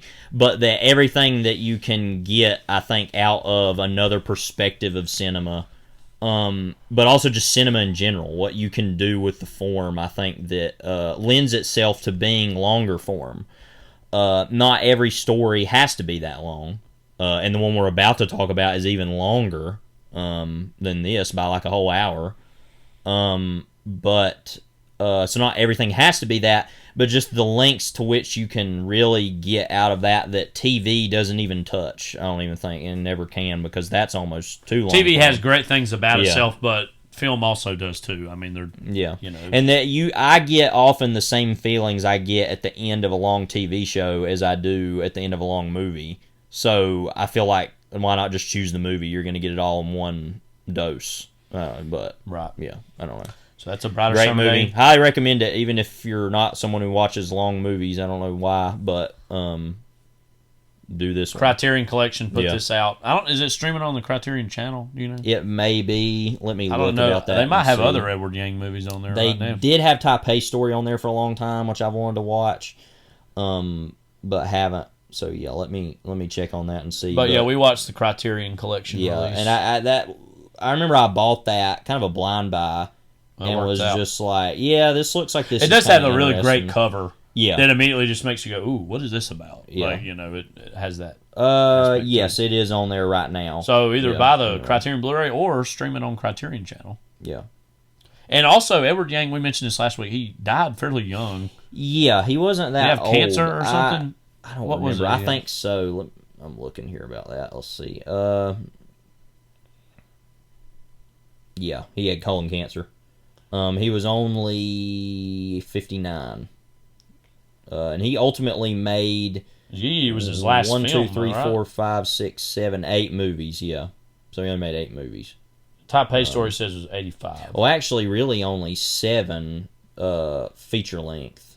He directed a section of another movie that some other people also directed some of. So his Taipei Story is just under 2 hours. Yeah, so I mean, a lot of his movies are shorter. But that sounds interesting. I never really knew what that was about. I was just reading the synopsis for it here. Yeah. So yeah, Brighter Summer Day, awesome movie. Again, one of the best of the 90s, I think, definitely. Again, one of the, I'd say up there, I don't know where, but one of the great films of all time. Yeah. Another film that we're going to be talking about next, you're going to hear from the trailer, is Until the End of the World. Santa Maria, Santa Teresa, Santa Ana.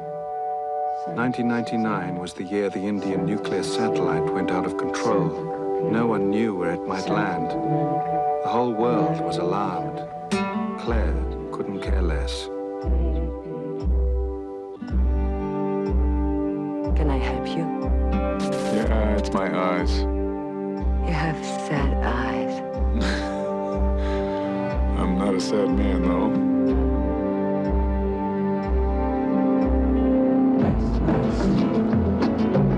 There's a guy looking for you. Yeah, I know. He's got a gun. What's he after? He wants to kill me. What for?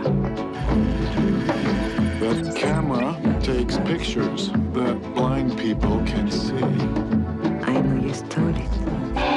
His real name is Farber. Sam Farber. Finder's fee, $500,000. Then would you take me out of here? Where is Sam Farber now?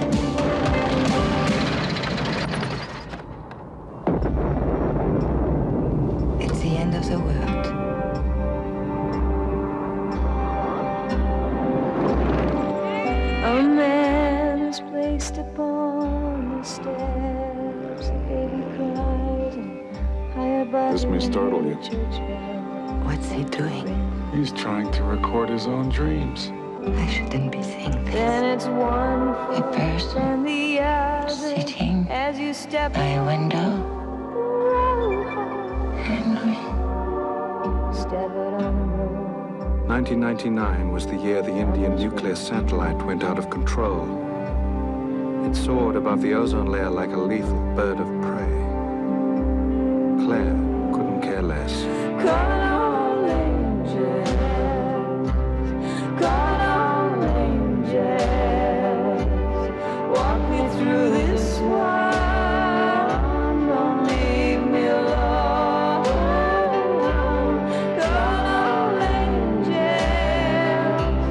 call all angels. It's really hard, even in a shortened form, to think of this movie playing before a mass market theater audience in 1991. Yeah. That trailer is an attempt to sell that. It was the year 1999 when the Indian nuclear satellite went out of control. I just want us to be clear on that. So this movie came out here in America Christmas, wasn't it? Around Christmas of 91. Yeah. It premiered in Germany in September 12th of 91. October it went out in France, and then it was not until October of 92 did it come out in Australia, which obviously plays a huge prominent role in the movie. Although Australia did get Superman 2 early, so I guess maybe they were like, we'll give you until the end of the world. What if this was part of a long-term deal between them and Warner Brothers that were like two movies, you'll get Superman 2 early, but you'll get until the end of the world late. Unknown Wim Wenders project. You forthcoming, unknown, yet to be conceived. Yeah. So, Until the End of the World is a 1991 science fiction adventure drama film directed by Wim Wenders. Set at the turn of the millennium in the shadow of a world-changing catastrophe, the film follows a man and a woman, played by William Hurt and Solveig Dahl Martin, as they are pursued across the globe in a plot involving a device that can record visual experiences and visualize dreams. As it says here, initial draft of the screenplay was written by American filmmaker Michael Almerida, but the final screenplay is credited to Wenders and Peter Carey from a story by Wenders and Dahl Martin. Wenders, whose career has been distinguished by his exploration of the road movie, intended this as the ultimate example of the genre. The film has been released in several editions, ranging in length from 158 to 287 minutes. That's a big part of the whole history of this movie is the runtime, but also its abbreviated runtime. Yeah. And there's a really great little intro that the Criterion Collection edition has, which has been came out back in 2019, I think. Yes, I believe so. Late 2019. That would be about right, I think. Or no, it might have been late 2018 on it. Yeah, that would be right because... well, hang on. No, you're right. It was late. Yeah, it says in September 2019 it was that's right. put out. So, yeah, it was then because I remember we watched it. It was announced and it came out in December of 2019. Right. We watched it because I got it for you for Christmas, I think, and then we watched it pretty quickly after that. New Year's Eve, yeah. Mm-hmm. So a big part of this movie is the runtime, and we got Wenders standing by. He'll be with us momentarily towards the end of this discussion. The original released version was 158 minutes here in the United States, which is, even at that, 2.5 hours. And that's, a rarity. Yeah. Especially for 91 for a major, quote, studio release. And this was distributed by Warner Brothers, but essentially a international co-production. The movie had a budget of $23 million. Now, the original cut was 287 minutes, which is, again, the released version that Criterion has put out. I believe he said in the introduction he had, 12 hours, though, of footage, or seven, or somewhere between 7 he and said 12. that the version as seen by Criterion is the version in his mind of the movie. That's basically was a rough assembly of literally everything put in there. There's even, I haven't even watched the whole thing yet. There is on the Criterion Collection edition, a special feature of like 30 minutes of either deleted scenes or alternate takes. So there was even more this could have been. And as much as I love this movie, I'm good. I think that's enough. Like, but I mean, I'll probably eventually watch it, but probably totally separate from the movie. Like, I'm not going to sit after that and watch that. Like, so the movie nearly is 5 hours long. And it is in 2 acts, sort of. Yeah, loosely. It's certainly split up that halves, way in the Criterion Collection. And so it is long, but yeah, that version, the Blu-ray, they've got 2 different discs that they use. So, according to Wikipedia, the box office was $752,000, which is honestly very sad. Yeah, and we'll talk about this with Vim later. This movie has got a lot of context behind it. The runtime, the weight of the movie, literally and figuratively, is very heavy, and we're going to get into some of the specific themes later. But for you, Levi, what does this movie, in a larger, small way, represent in terms of not only Wenders' career, but in terms of an expression of kind of end of the millennium angst that is a big part of a lot of 90s culture in general? I feel like it's kind of the ultimate version of that, and there's a lot of these. This movie is a lot like Strange Days, which we just saw actually about a year ago next month. And we're big fans of that as well. Now, that obviously is more compact, more easily discernible. Not that this movie's too. It's more of a genre movie, even though this is genre-y. Right, but it's an action movie ostensibly. But that's another great version of it. I think it's kind of those two is what I think of. But interestingly, both versions have to do with living through the temporal experiences of others, which is kind of random and strange, which is weird because that's now what we do all the time with social media. Which I feel like a lot of people, we look back now and we're like, oh, how genius they could see that. I mean, I feel like that was very obvious that was what was going to happen because there was enough art that was seeing that as the case. Similarly with The Matrix, which is more about video games and not alternate reality, virtual reality. That's similar, but that's a little different. But similar ideas about living vicariously through others and... I can't help but, for me personally, a lot of this movie's wrapped up in...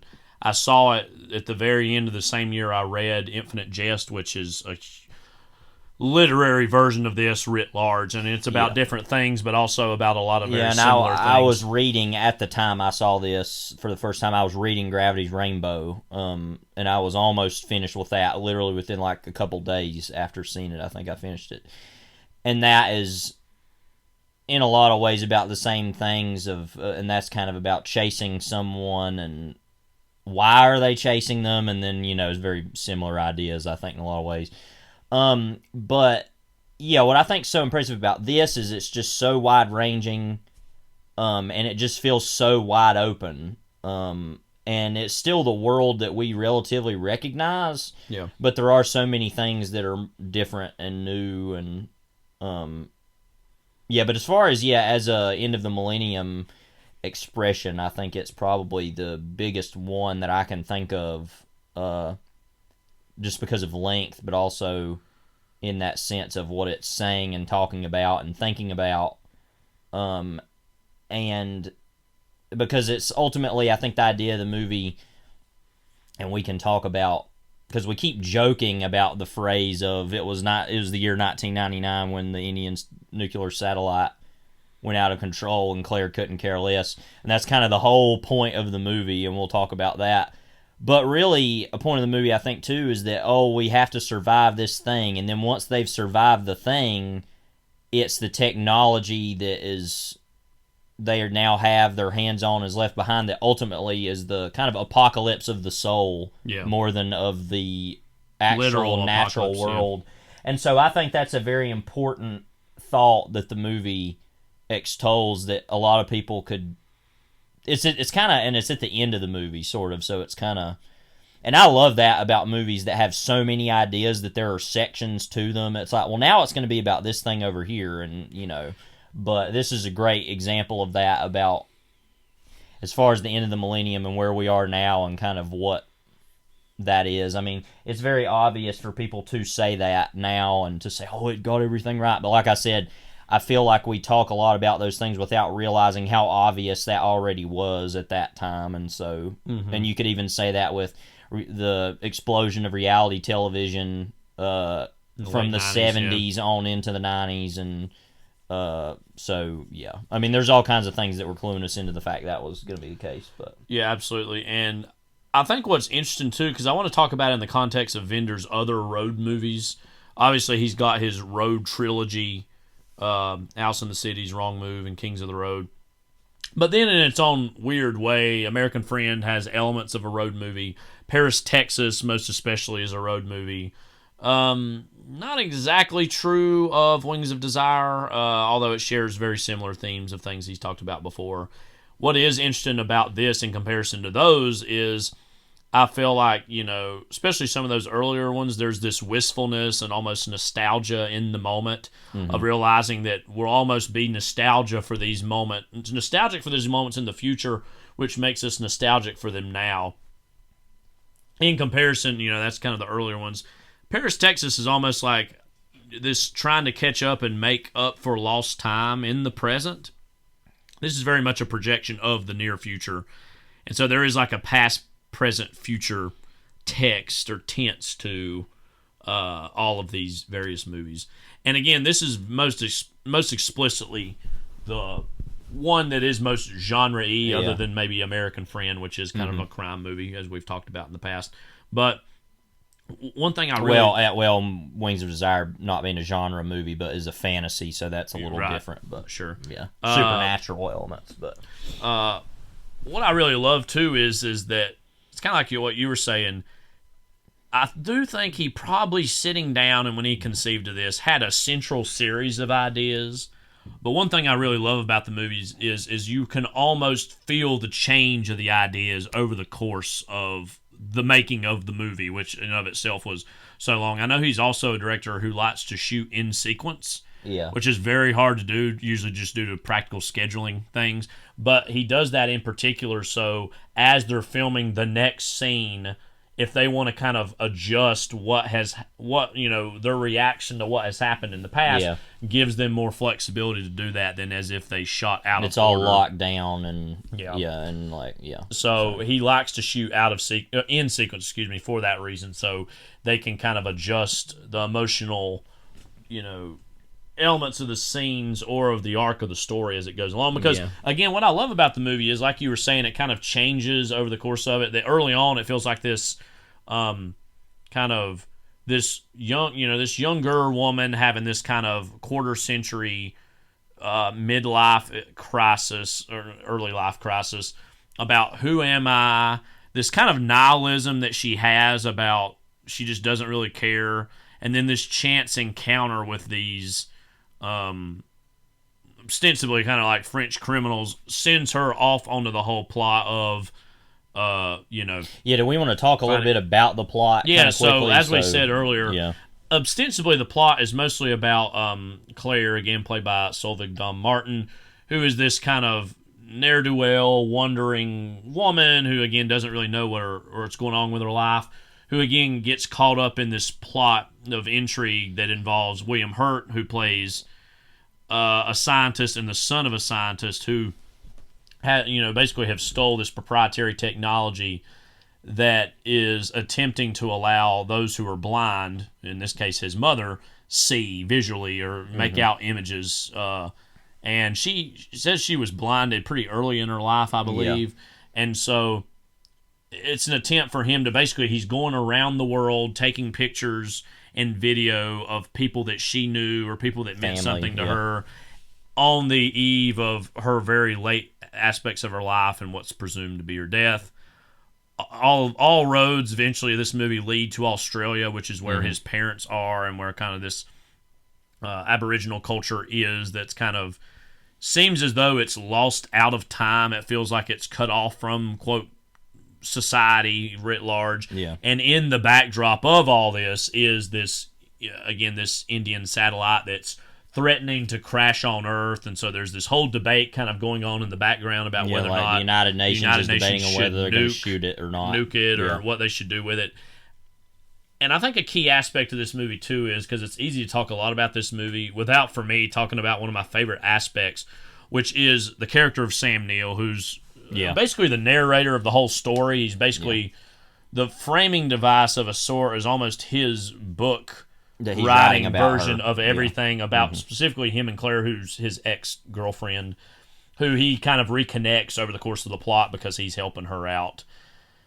Claire herself, basically the main character of the movie, almost is also the MacGuffin of the movie because she's somebody that a lot of the men in the movie are obsessed by and are consumed by, most especially Sam Neill and then William Hurt, and then Rudiger Volger also, so there's a lot of plot going on in this, but to see it moment to moment, it's not confusing at all. I don't really think it just goes in a lot of different directions, all to the point of kind of some of the most climactic elements of the movie, and really like the last, say, 30, 45 minutes are about, okay, what if instead of just creating this technology where we project images into the minds of the blind, but we actually are able to capture our own dreams visually, and getting lost in the fantasy world and not really being able to distinguish the dream world and the real world.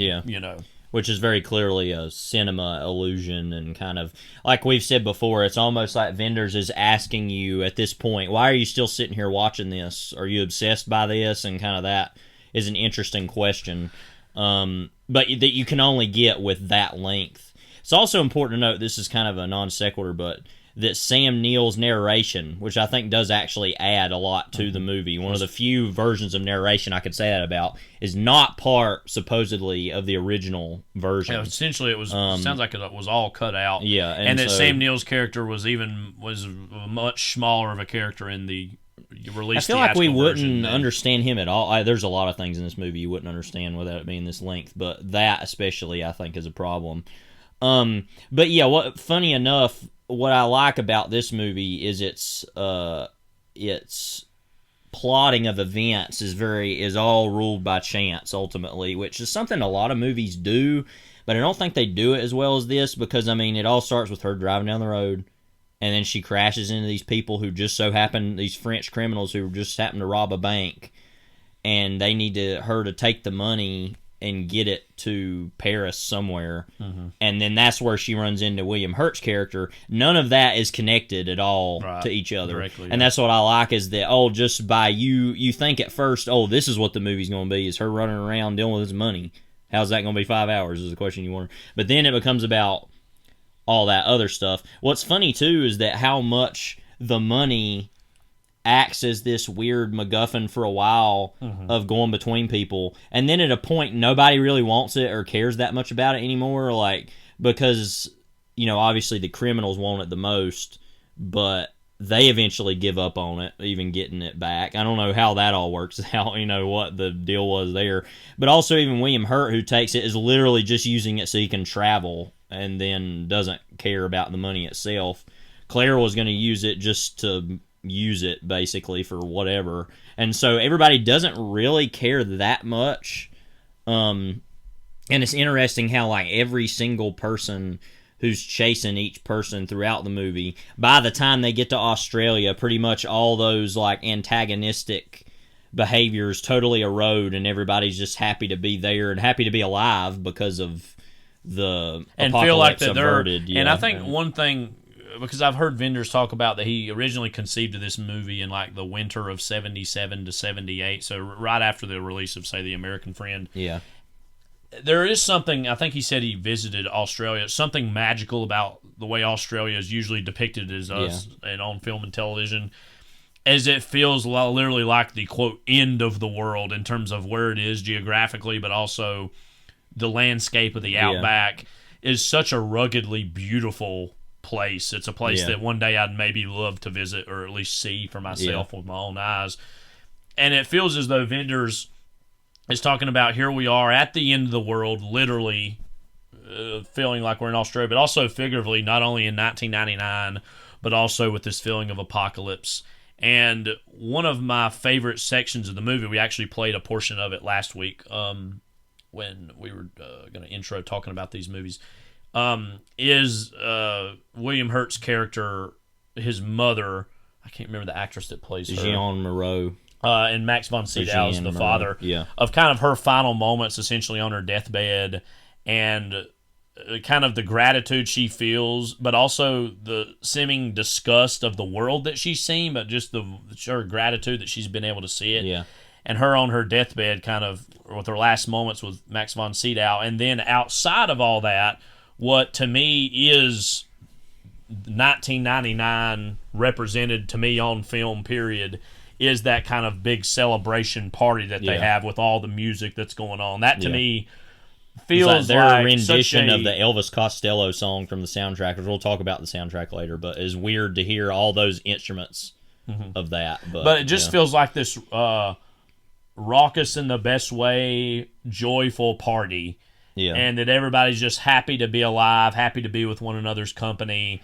And anything that is going on outside of this community in this moment doesn't matter. Let's just celebrate with friendship, with music, with communion.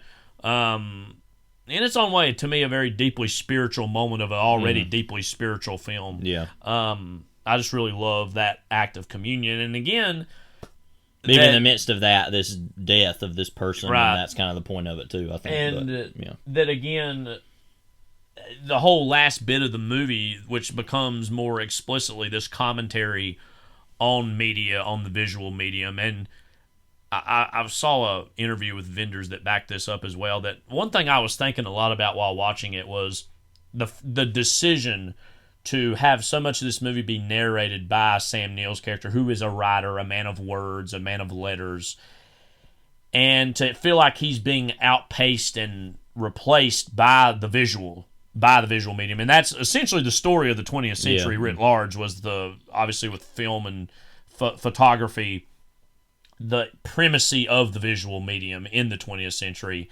and this almost melancholic view of, prose, the written word, being stamped out by this, but also similar in the use of music or American-esque or Western culture in, as we talked about with Brighter Summer Day, kind of that, not that Wenders is totally done with or checked out of visual media, but he's kind of just saying, well, look at the good and look at the bad that it can bring. The good, of course, being that you can maybe make the blind see yet again, the bad being the inability to distinguish the dream world from the real world. And I think that's obviously something that he's played with here and there in his films, but is one of the most explicit versions of that division of isn't film great, but also isn't film or visual media also present these problems. Yeah. Particular with our view of reality is one that is being warped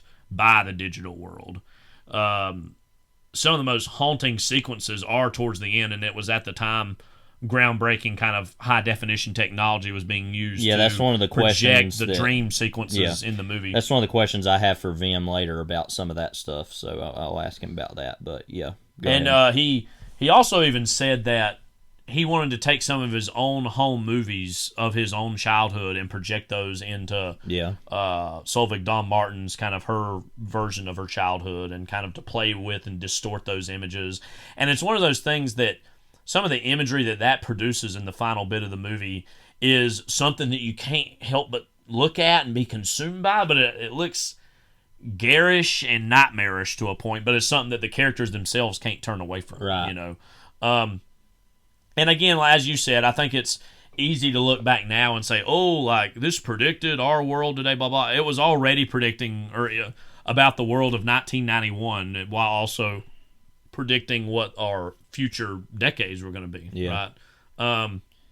And so, again, I really love its sci-fi people say vision. that stuff about the Truman Show, which came like 1998, towards the end of the decade, and it's just like, we already saw versions of that throughout the 80s and 90s. It's just like, okay, that's the most boiled down basic version of that idea, I think, but so. What do you think about like the quirky future of 1999 by way of 1991? Well, I'll talk about it first of all in the sense of it as what the sci-fi of it, and then I want to talk about one of my favorite moments of the movie, which goes into another aspect of what the future of it means. Obviously with Wenders, he's always worked in, the present. Wings of Desire is probably the most achingly present film I've ever seen, as far as, even while it's fantasy, what it's about and the time period, and literally on the eve of the fall of the Berlin Wall, kind of unknowingly. And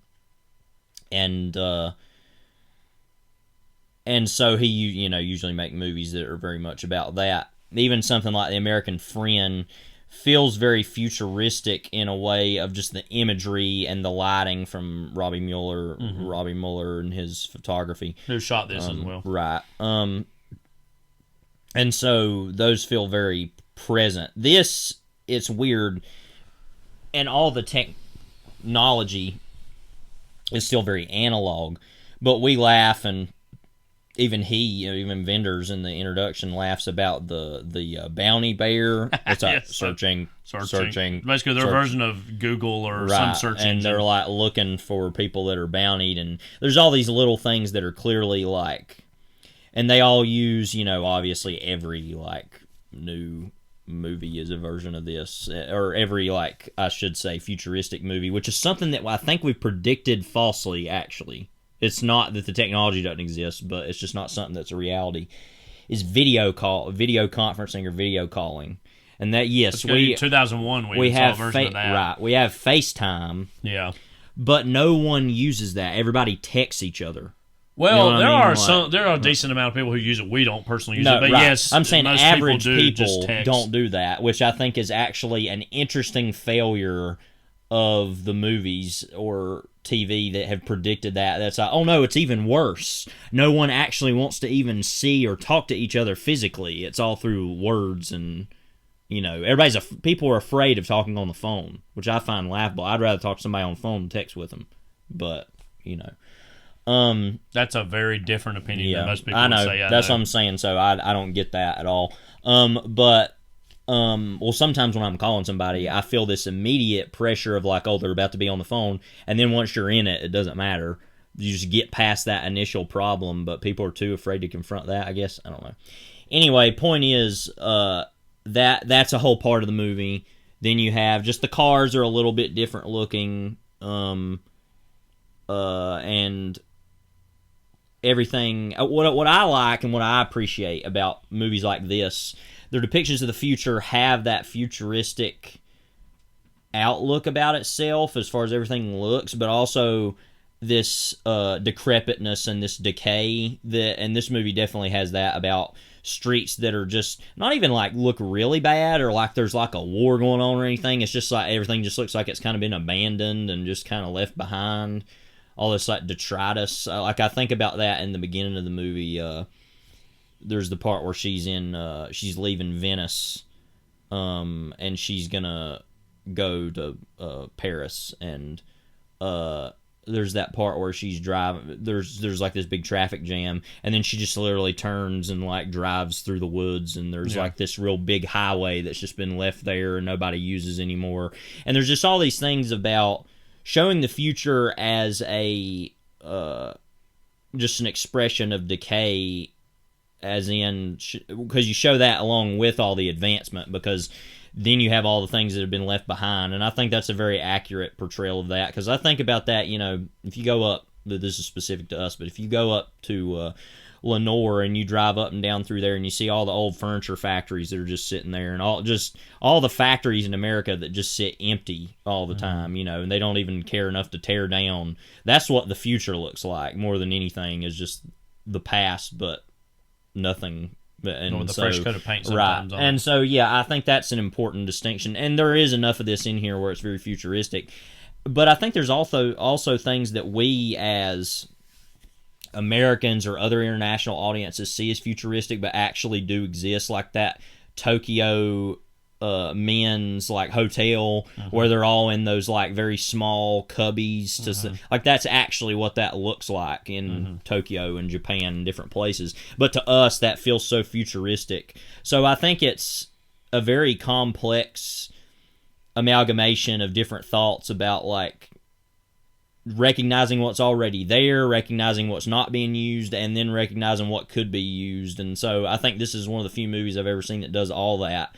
Plus, then you have the whole second half of the movie, which is in Australia, where there's basically, other than the laboratory, no technology whatsoever that can be used. So that's interesting, too, I think, about there's nothing really. I think that's probably, I'm sure, part of the larger design of the whole movie was to create this futuristic world for the first half when he knew the second half was going to be mostly in this place of almost, it seems as though it's cut off from the rest of the world and almost looks like an ancient civilization or time. And what I appreciate is none of it looks too far ahead. Like, it all seems like they dress kind of weird. That's the biggest thing. The way people dress in the movie is a little bit different.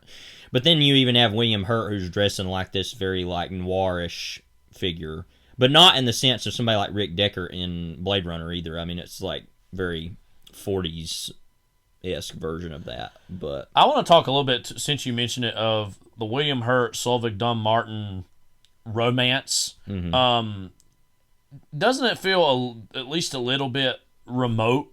Yeah. And removed. And maybe part of that is because we're essentially seeing it from the perspective of Sam Neill's character, the narration and the conception of it. Yeah, because I don't feel that we even see the movie from her perspective either. I think it's, all from his perspective. Yeah, I mean, ostensibly she's the main character because the movie mostly follows where she goes. But as I said, Sam Neill's really the voice of the movie.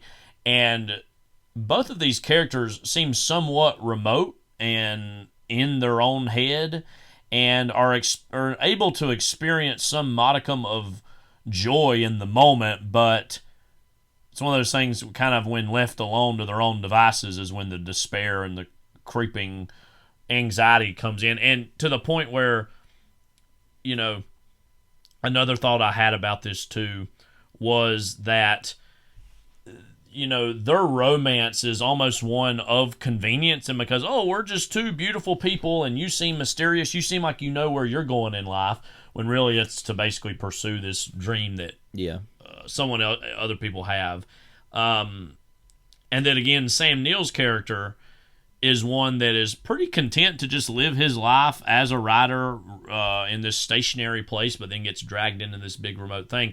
And I wonder how much of that relationship is an extrapolation by Wenders to say, and he himself has this, I know, but almost to have a commentary on those who have wanderlust, who want to go from place to place and experience all these things, but the moment they're asked to sit still and stay in this one place is when the despair creeps in, like I said, and that they almost feels like they talk, when I'm saying they, I mean Hurt and Dunn-Martin's characters, almost seem to talk past each other than really taking each other in. So much so that in the concluding moments, and we were kind of talking about this, that the fact that they were kind of taken apart from each other, and I think this is part of the design, doesn't feel quite as emotional even as you would think it would be, right? That it feels like it's like, she went this way, I went that way. We're kind of sad about it, but oh well.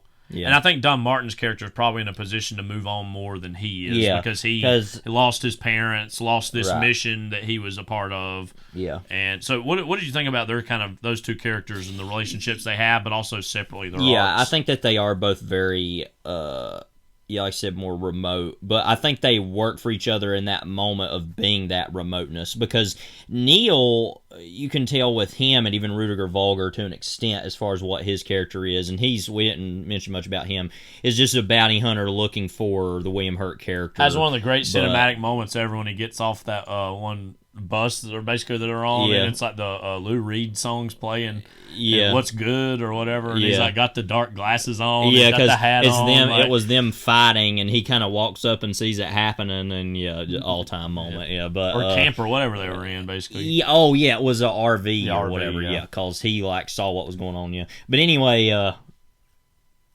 want to talk about a moment in that in a minute when we get back to it, but. But yeah, both of them are trying to kind of wrap themselves around the idea of her. Yeah. Because they don't really understand her. And so similarly though, William Hurt is someone that's so hard to understand too that it's almost the people who don't even understand themselves or are hard to understand by each other's standards understand each other for this brief moment. That doesn't mean that I feel an emotional connection to them and their emotional connection supposed.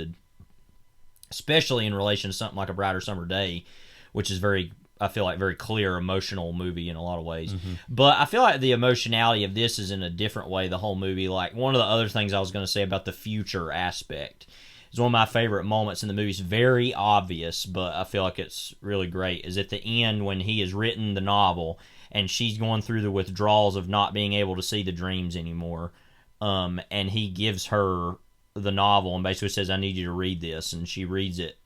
And she's basically cured by that, of seeing her own life on the page. And it seems like, I don't need William Hurt in my life anymore, or all that. And that she says, what comes next? And he says, basically, like, it's up to you, basically. I mean, that's a very obvious moment, but I feel like it's kind of... The whole point of the movie is that she kind of found out who she really was, and now she can actually do something with that. Also, what I really love about the ending of the movie, you mentioned that she has, this wanderlust.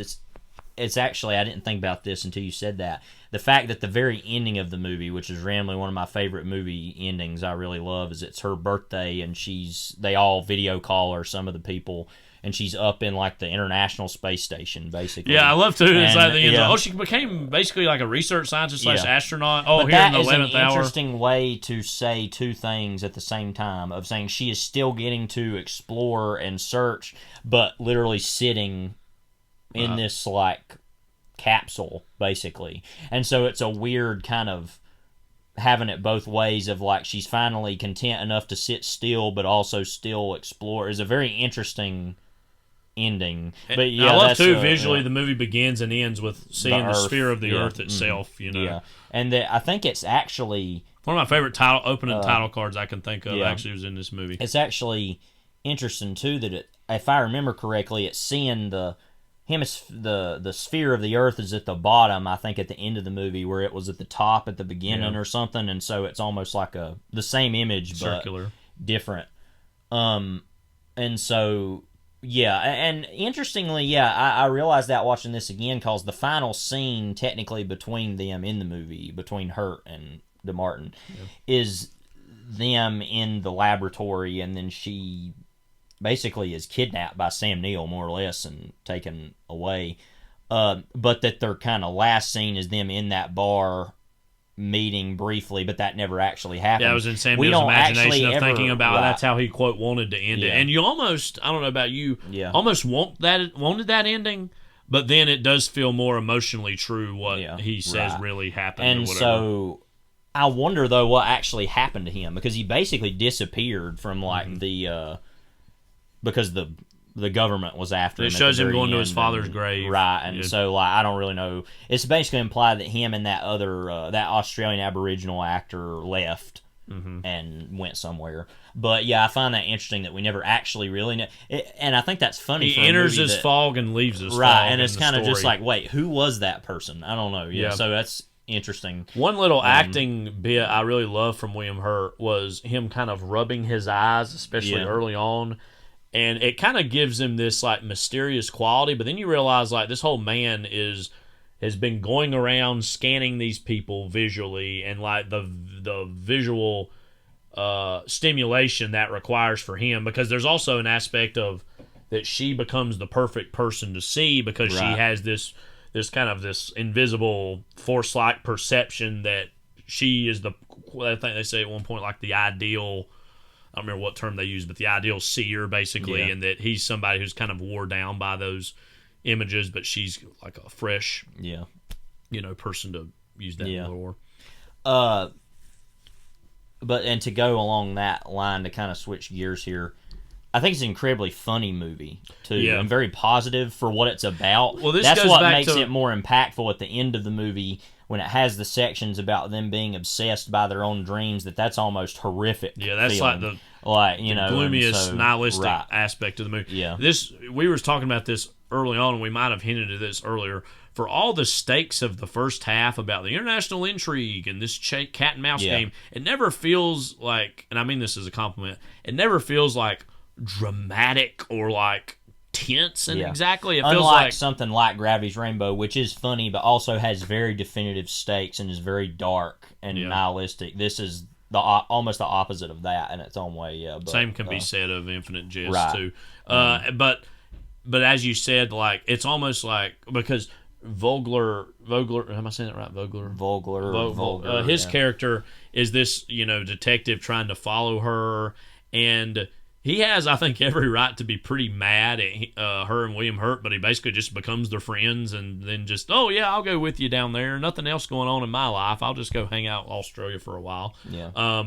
But yeah, as you said, like the creeping anxiety-filled sensation of the last, section of the movie is really where it feels like it's all crashing down on you, even though the physical stakes are not all that bad because, it turns out the world survived and no big deal, but it's this internal emotional dark sense. But again, as you said, it's mostly a pretty positive vision of all these different people from all these different cultures and all these different even aims kind of coming together because to survive. The most antagonistic figures in the movie, even at the end, like somebody like Ernie Dingo in the movie, who's that kind of like, I think he works for the diamond mines. That's a whole other thing we haven't talked about. Is that the diamond mines in Australia are looking for him because they stole some diamonds that were needed to like run the machine or no opals. I'm sorry, opals that they had or whatever. And that he's there, but then by the end he's fine with it and he's hanging out. So it's just it's funny how everybody's just kind of like, whatever, it don't really matter anyway. This is like, which I think is an accurate feeling of like it's coming to the end of the world and they kind of think it might be, and they all just shrug and say whatever, we'll all just get along for a while. And then, but the continuation of that feeling, even after it's revealed that everything's all right, it's almost that they said, yeah, you know what, it doesn't really matter anyway. We should all just be like this all the time. It's very unlikely positive kind of conclusion to come to from a movie like this. But yeah, there are a lot of just funny different moments in the movie. One of my favorite ones is they're looking for William Hurt, and he's like walking up the street. And then, like, Sam Neill's, like, in that weird bathroom where you're, like, standing up on this thing, and he's, like, reading a book. Yeah. And he looks, and he's like, Trevor or whatever, because he has, like, different names or whatever. Yeah. And then he gets out, and they get in a fight to the Lou Reed song on the soundtrack.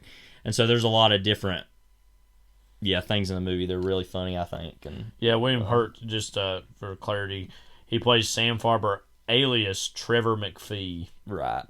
So weird names, but we talk a little bit about the soundtrack because I think that's one of the most fascinating aspects of the movie. The soundtrack sold very well too. So like when I was actually looking for the soundtrack to this movie after we had seen it, it really wasn't hard to find because I actually found it down at Yellow Dog Discs in Wilmington. I was actually down there and I actually found it really quickly on CD, and so it was a big deal. And I know that one of the most fascinating things about the soundtrack is that, I think he said he reached out to Wenders reached out to something like 20 of his favorite bands or musical acts, and he heard back from 18 of the 20, which he thought it was going to be half or less, and he was gratefully shocked that as many of the musicians, who some of which have already had collaborations or appearances in his Nick movies, Cave, one in particular. Then he's done some stuff with U2 after this as well.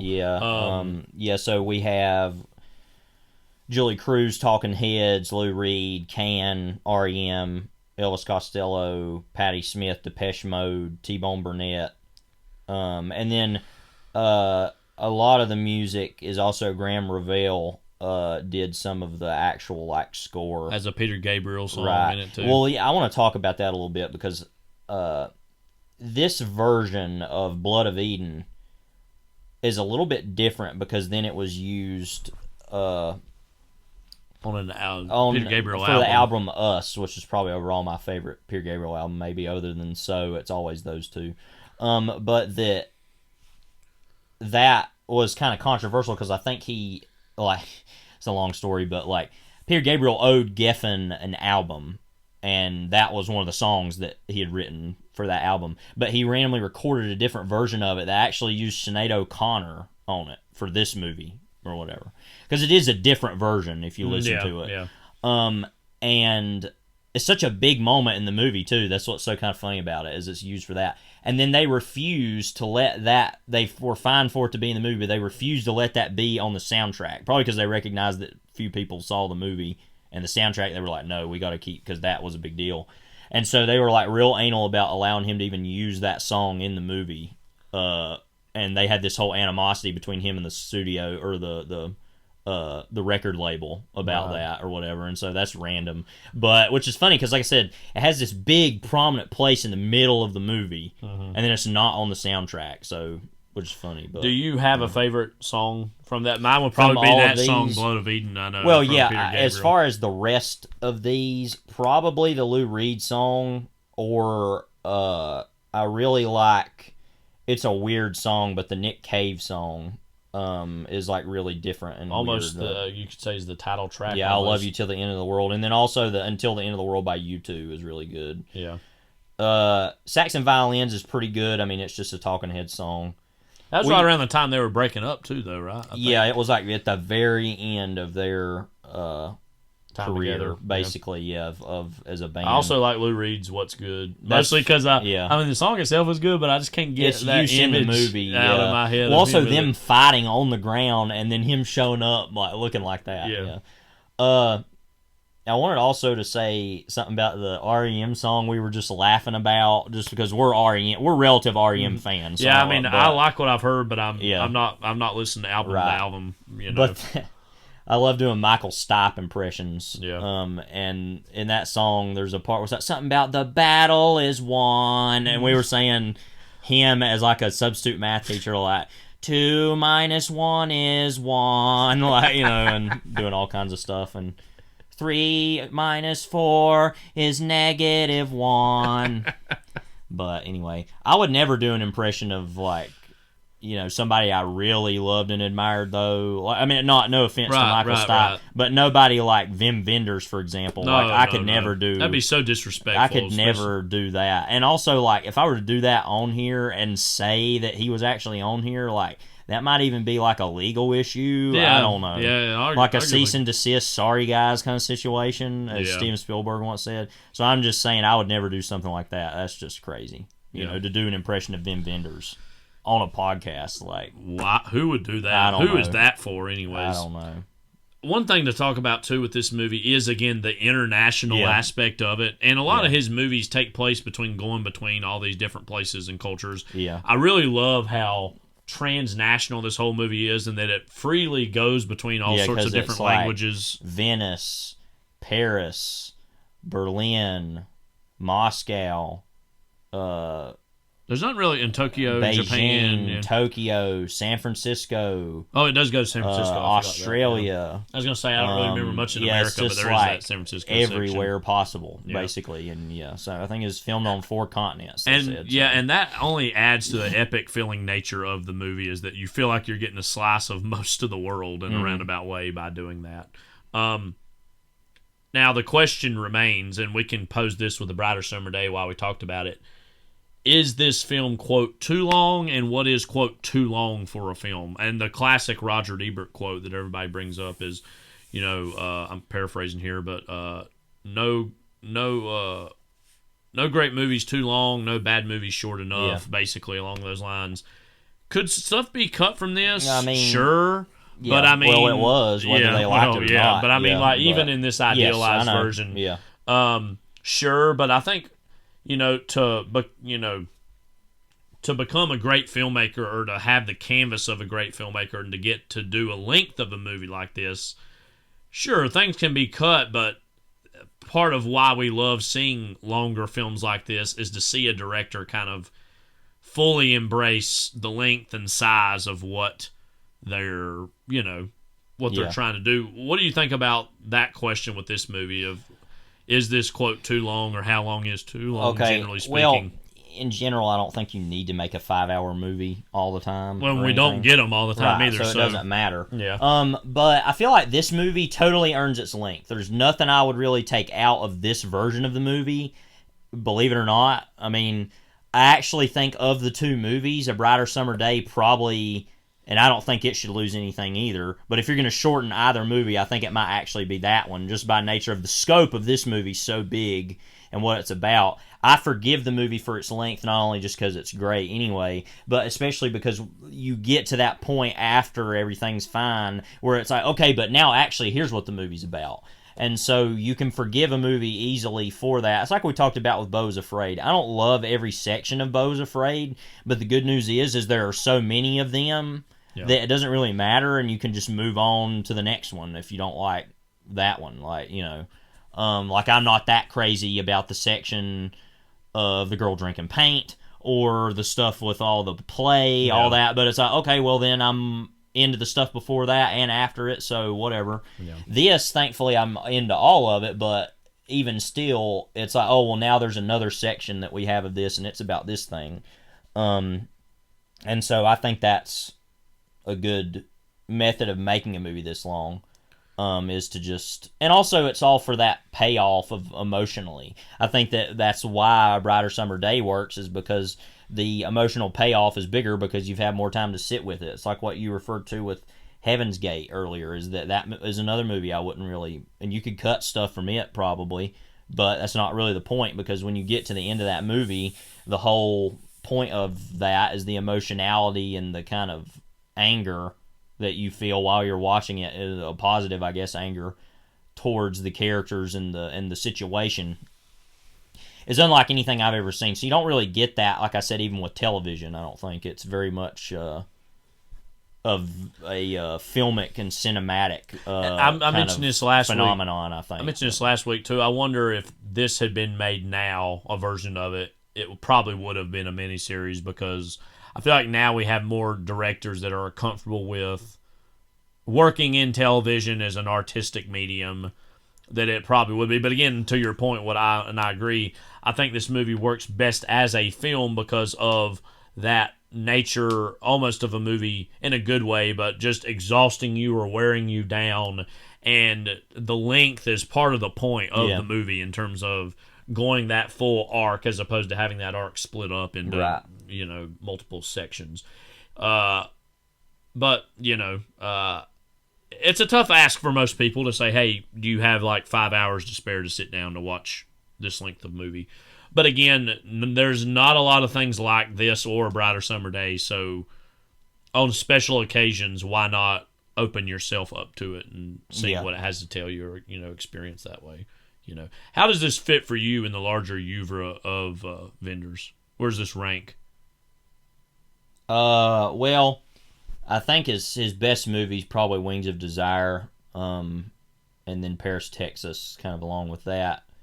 I feel like it's his ultimate movie, though, in a lot of ways. I feel it seems like it's kind of everything he wants to be about, kind of in one movie, and that's just by nature of it being his magnum opus and being so long, I think. So I think it's. I think one of the many tragedies of this movie is it seems like after this, he made some movies like, say, Buena Vista Social Club is a movie that people talk about, but or Pina, another or on the whole, like, you know, that from the period from like, say, Alice in the Cities to this, which was like, you know, nearly a 20-year period. Yeah, that's like the section of his career that everybody talks about and obsesses over, including yours truly. That the masterpieces he made within that time span, and this is a flawed movie, kind of by nature of its inception or its origin. I don't know how you could really thread the needle of this and be a quote perfect movie if such a thing exists. Of course, it really doesn't. But I kind of like that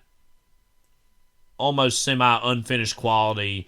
And what I love, too, is any movie that the director almost, you can tell, was finding it as they were making it. And you almost feel like him shrugging at the end says, I run out of time and money and movie, and this is the best I could do with the canvas that I had. And that semi-incomplete nature of it, I think, makes it such a rewatchable film. And we've only seen it twice now, but... you know, to get through it once, you feel like where's my T-shirt for this? You know, for when, and again, I think that his two greatest films are Paris, Texas, and Wings of Desire. But as you said, this I think is his greatest accomplishment, and a movie that seemed like it took a little bit of his soul to make, almost. And again, he's made movies since then that have been big, but also the financial disappointment of this had to have been a pretty big damper on him, and the arc of the funding that he was willing and able to secure, was tough. Any final thoughts before we get into No, only just that I can't think of two better, longer movies to watch just in general, and I think it was an interesting double feature because they're very different while being made in the same year. And both again, one's looking at the past and one's looking at the future, and I think that makes for an interesting contrast. Yeah.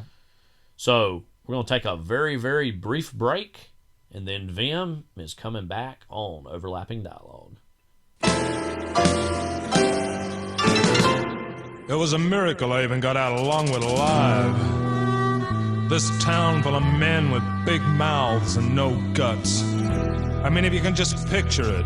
The whole third floor of the hotel gutted by the blast, and the street below showered in shards of broken glass, and all the drunks pouring out of the dance halls, staring up at the smoke and the flames, and the blind pencil seller waving his stick, shouting for his dog that lay dead on the side of the road. And me, if you can believe this, at the wheel of the car, closing my eyes and actually praying, not to God above, but to you, saying, help me, girl. Hey, help me, girl. I'll love you till the end of the world. With your eyes black as coal and your long, long hair. And here we are. We're back with one of our very favorite filmmakers making his second appearance on Overlapping Dialogue, Mr. Wim Wenders. Wim, how are you doing? Wim? Is there something wrong with it? What? He's sitting right... Wait a second. Is this a robot? What the heck is this? Wait, does it say Venderstron 3000, I think it says on there? Hang on, there's a note. Can you read it for us? I was saying you have to plug it in. Also, he said he was going to come, though. What's the deal with this? So he sent a very Wim Wenders looking robot. Which strangely could walk into the room, then shut down before being plugged in. And it kind of has that weird look of like those who have seen Santa Claus 2, you know, like the Tim Allen robot. Yes, it looks like Wim Wenders very like clearly, this but shiny, it's like weird, like... Yeah, Venderstron 3000. I'm going to plug it in. Yeah. Hang on a second here. Hello, can you hear me? Vim, are you Vim? Yes, this is me. I am broadcasting from Berlin through this. Okay, so you're in Berlin, but you're speaking through the robot. Is that correct? Yes. This was originally a plan that I had for putting in until the end of the world of robots that are essentially Skype. Oh, so kind that of was like a Skype father kind of situation. Oh, okay. So, do you find yourself to be a Skype father these days? A scat man. A scat man father? Do you find yourself to be a scat man, Vim? No, and I don't find myself to be a Skype father either. Thank you. Okay. Now we got a lot of questions we want to get into, but we don't want to take your time up too much, so we'll try to make them quick. Also, the note here, I won't ask Vim to say this. I'll just read the note. Okay. That Yeah. says that I only have at most 10 minutes, and it says at most underlined, meaning that it could happen at any moment. Meaning it could self-destruct. Who knows if we're not careful? Right. Vim, is this going to blow up and kill us? There's a 85% chance it will not, but there's 15% of surprise. ... kind of situation, right? Mm-hmm. So let's just get through what we can. Yeah. So Vim, again, we're so happy to have you back on the show, even in this strange robotic form that you now are currently with us now. Very strange situation.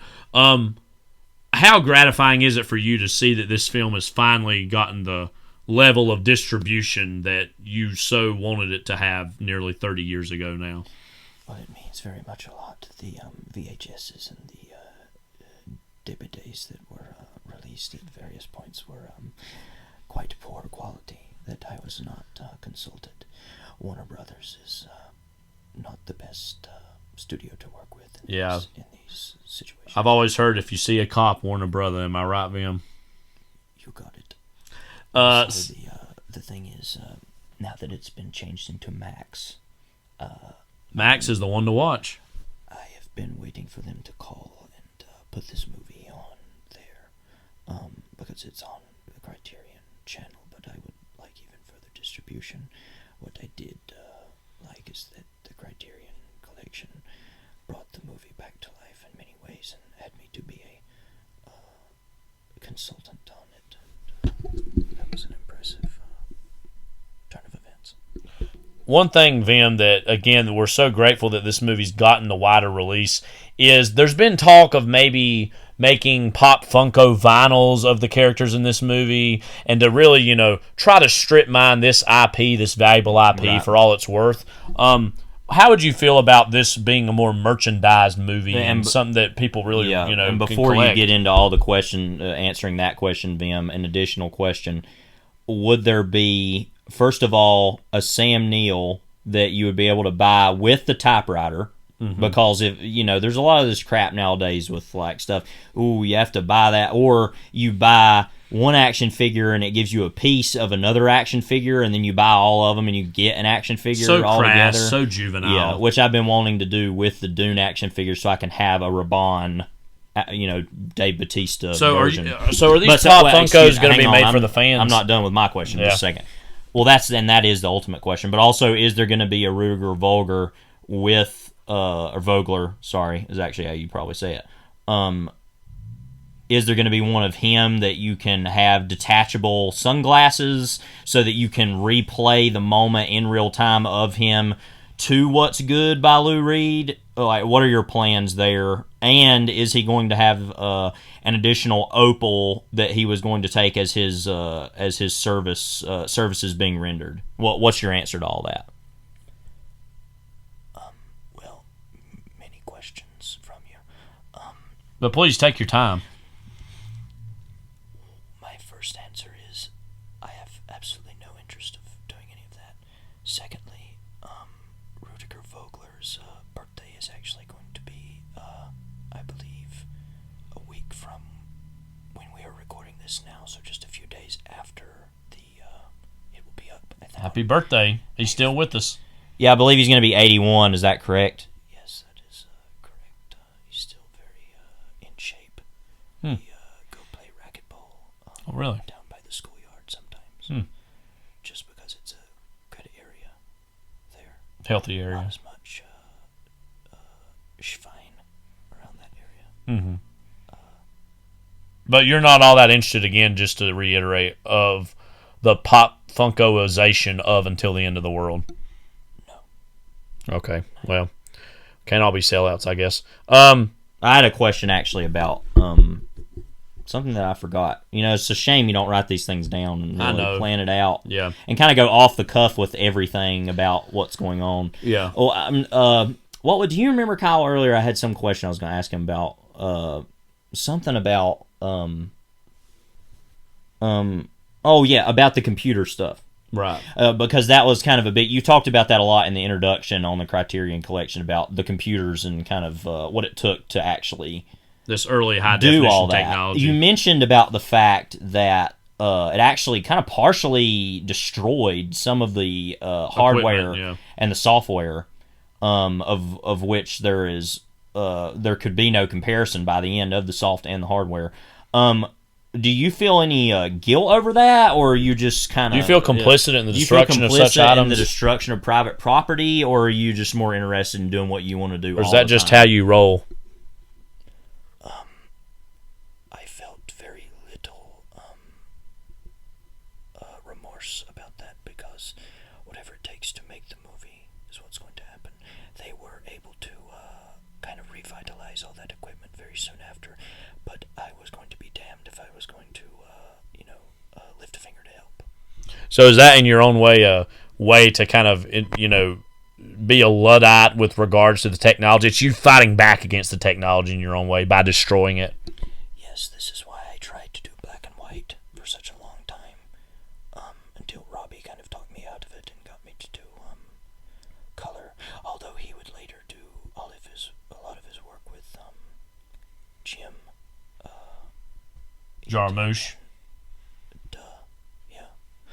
Did a lot of that in black and white, which I felt was kind of a betrayal of what we had agreed upon. Did y'all have a falling out because of that for a period? No. Okay, just checking. There has been such a push in recent years by the Walt Disney Company to make a lot of live-action remakes of their own films. There's actually a rumor, and I want to see if you can clear this up a little bit, about the fact that in the 90s, kind of after this, in the mid to late 90s, you were actually approaching Disney to do a live-action remake of Fantasia, which I think would have been very exciting. The rumor is you were even going to have Roberto Benigni play Mickey Mouse, which I think is a very curious role. And then there was somebody else, too, that you were going to think about having be the kind of that winged demon creature at the end. What was your conception of what that project could have been, and who was going to be that winged demon creature? Well, first of all, yes, all of that is true. So you were going to make a Fantasia. Wow, that would have been really fascinating. Yes, and then they were a lot more interested in Fantasia 2000. Which, can I step in for a second? I have a question. I just want to talk about Fantasia 2000 for a second. So you've seen that, right, Kyle? Fantasia 2000. Years ago, yeah. So I saw that here a couple years ago. It was actually coincidentally around the time that I started reading Gravity's Rainbow, which was around the same time. So funny enough, that was a coincidence, I think. The first Fantasia is unimpeachable. I mean, totally amazing. One of the best animated movies ever. I know it's not actually... Frankly, only an idiot would try to remake it, but, right, you know. Yeah, clearly. But that, and also, you know, I'm interested, though, how much, if you even go on, like, Letterboxd or certain places, how that movie's like, has like a 3.8, yeah, right. You know, whatever rating. It's like, this is literally one of the best movies ever made. What are you talking about? But funny thing about Fantasia 2000, though, they kind of repeat. There's actually some sections they repeat with some of the, like, Disney, or sorry, the Mickey Mouse section and the Yin Sid and some of that. Then they also have all this stuff that's this weird, like, jazz and, like, all this, like, extra stuff that's very weird. They also put in some specific, like, 90s Disney characters. Like, I think they had some of the, what are those, I can't even remember. I feel like there was a whole section that, maybe I'm totally wrong about this, but that had the, what were those two characters from The Lion King that were, like, the kind of comedy relief? Yeah, they were in it or something? I don't remember. Anyway, Vim, since you've been sitting here so patiently and waiting, so who was it that you were going to have as those people? The rumor was Roberto Benigni as Mickey Mouse, which I think would have been a very curious performance and choice. Yes, he was very, but he was very kind of wrapped up in doing that Pinocchio film that he did around that time. Also, I was going to have Bruno Ganz as Yin Sid, which we actually had some screen tests of that, which who would later play Hitler.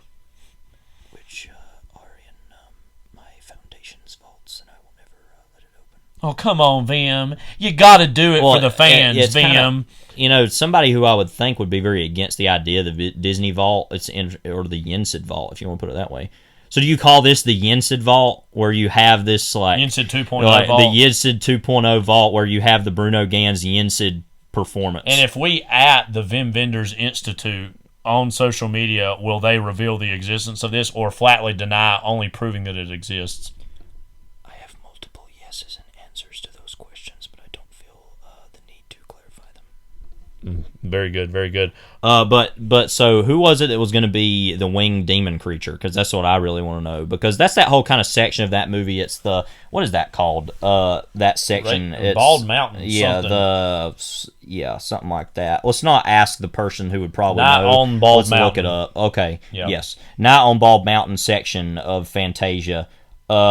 Which is kind of one of the more famous sections, mainly that and the then there's that section that's the what is that part? It's the stuff about the dinosaurs, Rite of Spring, that whole kind of section. So there's a lot of stuff in the movie that's very memorable of the Sorcerer's Apprentice, and then you have the stuff with which is one of the weirder then you have stuff at the beginning that's a lot more basic, just like flowers and images and stuff. Images, as Lou Reed and John Kell once sang. Then you have the stuff with the tutu wearing hippos and all that kind of stuff. But so, that's a whole kind of section of the movie I find very fascinating, is that kind of to leave it on that kind of dark note. So who was that going to be? Like get to answering the question now. Yeah, don't be intimidated by the fact that we are running over you in this interview and not allowing you any chance to speak. Tell us right now on the record. And that you're doing this through a robot because you didn't have the stones to show up yourself. Disregard us believing that fact and answer the question immediately. Who was it going to be, Vim? It was going to be Gary Busey. Gary Busey? That Gary Busey? Sir Gary Busey? I don't think he's knighted, but let's go ahead and throw it his way. Call him Mr. Busey. So Mr. Busey, actually, we had a screen test set up to do with him in Beverly Hills. Beverly Hills. That's where I want to be. You hear it, Vim? Anyway, it was going to be at the Beverly Hills Hotel in one of the bungalows there. And Mr. Busey was quite late to the point where we had to quit. We actually, the camera crew had left, and then he showed up on a bender about an hour later. I was still there, actually organizing my clog collection that I own, of the wooden clogs. Not you plan on ever turning that into a documentary feature to show off your wooden clog collections? It seems kind of, Kyle, like you remember you made that. There was that documentary you made in college about those weird elf creature things that lady had, which is kind of interesting actually. But anyways, Vim, get to the bottom of this. Tell us right now, please. No. Via your robot. No. Oh, it actually looks like the robot has clogs on it. That was that weird noise that it was making when it came in, actually. When it was moving into the room. Mm-hmm. That was an interesting thing there. Anyway, Vim, what were you saying about Mr. Busey, as you call him? Or Fraulein Mr. Busey. Fraulein Busey, Fraulein as you would Busey, say. yeah. Right? Yes. Vim, speak up, please. Vim. Sorry, it glitched out for a second. Vim, are you there? The robot's starting to smoke ever so slightly a little bit. I wonder if our time is starting to grow to an end here. I don't know. Vim, are you there? Can you hear me? Yep. Can you hear me? Yes. Well, I think we can hear you. Mr. Busey came in, and he actually had taped a whiskey bottle to his leg, kind of like what Lon Chaney Jr. had done. So he was on the sauce at this time. During the making of, I think what Vim's trying to say, and I'm going to cut him off so that I can say it, is when during the making of the Mummy sequels of the Universal films, Lon Chaney Jr. supposedly hated doing those movies so much, and I hated seeing them in them also, so maybe I should have done the same thing, is that he taped a whiskey bottle to his leg and ran a straw up to his mouth, so when he was walking around and stumbling, he was actually drinking the whole time. So you're saying, Vim, if you can actually speak through your arcane technology, which is smoking even worse now, smoking, as they would say, like a freight train Fraulein, would you say that then he was stumbling around doing kind of putting on a similar show? Yes, that's how I would describe it. What happened was I actually had to call the police, and he got into a very brief shootout with him. Oh, wow. How do you avoid jail time for that? He was actually using one of those rubber band guns that have the... Oh, okay. And so that was what was nice about that. But so that was one of many reasons why that project fell through. It's probably for the best. I think really even thinking about doing such a project would be a gross and stupid thing to do. Don't you agree, Vim? Well, that's not how I would put it, but okay. Any final thoughts, Vim, before we end this interview? Well, actually, I have one more question for Vim before we get to that final question before the final question. Mm-hmm. Jerry's final thought. R.I.P. Jerry Springer. Did you know Jerry Springer, Vim? No, but I did meet him once. All right. Anyway, so if you don't know him, I don't want to hear about you meeting him or anything. Yeah. So did you know? There's all these like different directors that have these projects that have kind of fallen through over the years. David Lynch had Ronnie Rocket, and then you also had finally Megalopolis is being made. And I know you're just such a great friend of Francis Ford Coppola, and y'all have just such amicable feelings. We even brought that up a little bit, I think, last time. But do you see Fantasia as one of those things that will eventually get made? Your version of Fantasia, like, have they contacted you again as like a Disney Plus kind of feature? Has there been any interest in that following all of these, bigger directors doing these live action things? And also, is Roberto still in? Well,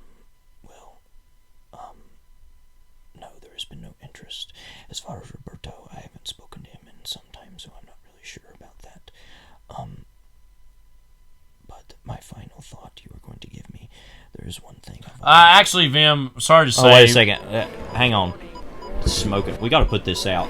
We actually might need to stop this for a second because the fire alarm's about to go off, I can tell. And so let's get this cleared up and squared away first. And we'll be right back. All kids love log. What rolls downstairs, a motor in pairs, rolls over your neighbor's dog? What's great for a snack and fits on your back? It's log, log, log. It's log, log. It's big, it's heavy, it's wood. It's log, log. It's better than that, it's good. Everyone wants a log. You're gonna love it, log. Come on and get your log. Everyone needs a log. Log from Blammo. Well, not that was quite a lot to deal with. Yeah, it actually took us 2 hours. So Vim, we lost Vim about that moment. It looked like, it seemed like there was a faint flicker in the eyes behind those blue kind of glasses, reproduction, and then it, like, I wouldn't say that it exploded exactly, but there was like a lot of smoke to the point where it actually kind of melted. Yeah. A melt explosion. I don't know how to describe it. Almost kind of imploded a little bit, like it was like getting soaked in. Like a heat-seeking missile within itself. Right. Is how I would describe it. It's like a big cigar, as they describe the giant claw and the giant claw. Arguably, Vim's strangest appearance yet. Yes. But it took us 2 hours to clean it up, so we've been a while. So, sorry about that. Anyways, very strange set of events. Nonetheless, we're very, humbled to have Vim on the air yet again. Shed some light into some things. He didn't shed in a whole lot this time, but he did let us know a little bit about his Fantasia remake, which very strange. But that's all of this episode with Overlapping Dialogue. Again, we thank you, Vim, for showing up and putting in some more time with us.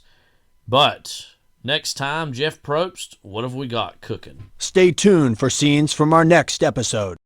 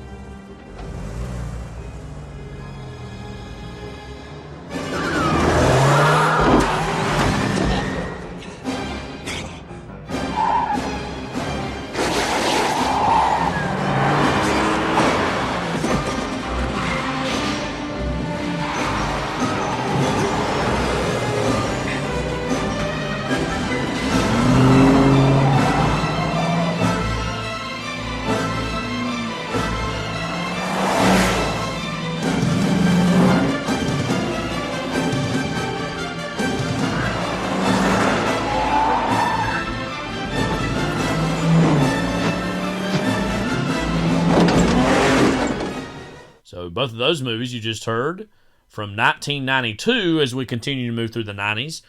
Hard Boiled, of course, from John Woo. We were kind of almost dancing around saying his name at all when we were talking about Hong Kong cinema. And Basic Instinct from also 1992. Paul Verhoeven. Verhoeven. Yeah. It's funny because both those clips that you heard were action kind of sequences, so there wasn't a lot of dialogue. Also, obviously, the dialogue in the first scene was in Cantonese or Mandarin. Yeah, of course, that first film being one of my favorite films in general, one of my favorite action movies. I think most people would say that it's one of the best and one of the kind of most beloved action movies. And kind of the pinnacle of Woo's career, especially pre-Hollywood. What are your thoughts on Hard Boiled? Because I know I'm a big fan, but... Yeah, I've not seen quite as many John Woo movies as you have, but this is... he had several that like broke through and were more successes in the West. This one is probably the biggest one, though. I would imagine this is his biggest movie as far as be able to create that crossover breakthrough. Even just watching the clip, I've not seen this movie as many times as you have, but I've always really liked it. But just watching that clip again, I was like, oh my God, all this happened, this happened, this happens. Right, and it just kept getting crazier and crazier. And because we didn't even show, and I think that's kind of the most famous sequence and kind of the best sequence of the movie is the hospital stuff because it's kind of the climax. But there's that whole sequence like earlier in the movie where it's like, and not even the opening, but later, kind of in the middle where they have all the stuff in the warehouse. Mm-hmm. And you watch something, you're just like, what is any of this? It's just so insane, all the action that he was able, and so he's very much his own kind of institution as far as action movies go in that regard. So, and again, as we were hinting at, a lot of the movies early on, at least in the 80s and 90s, that were getting more play in America from East Asia were these a lot of the Hong Kong action movies and the stars that generated. Yeah, Chow Yun-fat, he obviously he was in some American movies during this time and kind of a crossover actor. Tony Leung's also in it, and he's really amazing as well in a variety of things. Yeah, and that movie's pretty simple, but it's just basically, it's kind of like, sort of like The Departed early version of that, or what would, I guess, be later Infernal Affairs as far as that being remake, but about an undercover cop and another cop who's unknowingly going after him until he figures out who he is, and then randomly about how they have this whole basically weapons smuggling ring under a hospital, and which is just totally insane. I don't even know how that works. And all of the, as we like to say, discussions that ensue, basically, after that, which are very one-sided and packed, chock full of gunpowder. But similar in its own way to A Brighter Summer Day, although incredibly different movie, is the whole context of Hong Kong. Obviously relates, in its own way to Taiwan a little bit, of being this disconnected from mainland China, but this, the British obviously controlled Hong Kong for a long time, and it was really in the 90s where they gave control of that back over to in 1997 the Chinese. When it was, And so it's kind of all on the eve of that, and there's a little bit of talk or discussion about that in the movie. The movie is just, again, one of the most iconic action movies of all time for a reason. It's just got some of the best set pieces you'll ever see. Some really great characters. The villain that's kind of in black a lot of the time is somebody that I think a lot about, and he's pretty great. He's not. I don't know if he's really the main villain. He's kind of one of the main henchmen who. Oh, you're talking about the henchman of the main villain. Yeah, right. Yeah, and then who then randomly turns kind of halfway good at the end. Right. Yeah, kind of an anti-hero by that point. Basic Instinct. I've not seen this as many times. This will give us a chance to talk about Paul Verhoeven in general, which we're mostly fans of. Yeah, he's probably somebody that he gets a lot of like positive reactions from most people. He's one of those people that I like all of his movies I've seen, but don't think about that often. And I know he's had a whole previous career from his home country, and he's Danish, right? I believe so. Yeah. And vaguely Northern European. I can't remember. Dutch. Dutch. That movie is funny because we think, when I think of Verhoeven, I think more of obviously Total Recall or RoboCop, and that's usually what people think of. Starship Troopers. We haven't seen that, and I also haven't seen Showgirls, but that's another one. This movie, though, falls into all of those 1990s erotic thrillers, which it seems like you turn around too, and there's a new one every 2 seconds that you've never heard of, and you're like, what? How is this a thing? This one, I think, is, to me, kind of the granddaddy of them all, I think, or just kind of the greatest of them all in its own way. Now, I think that Fatal Attraction is probably, of the ones I've seen, the most consistently pretty good and genuinely thrilling one.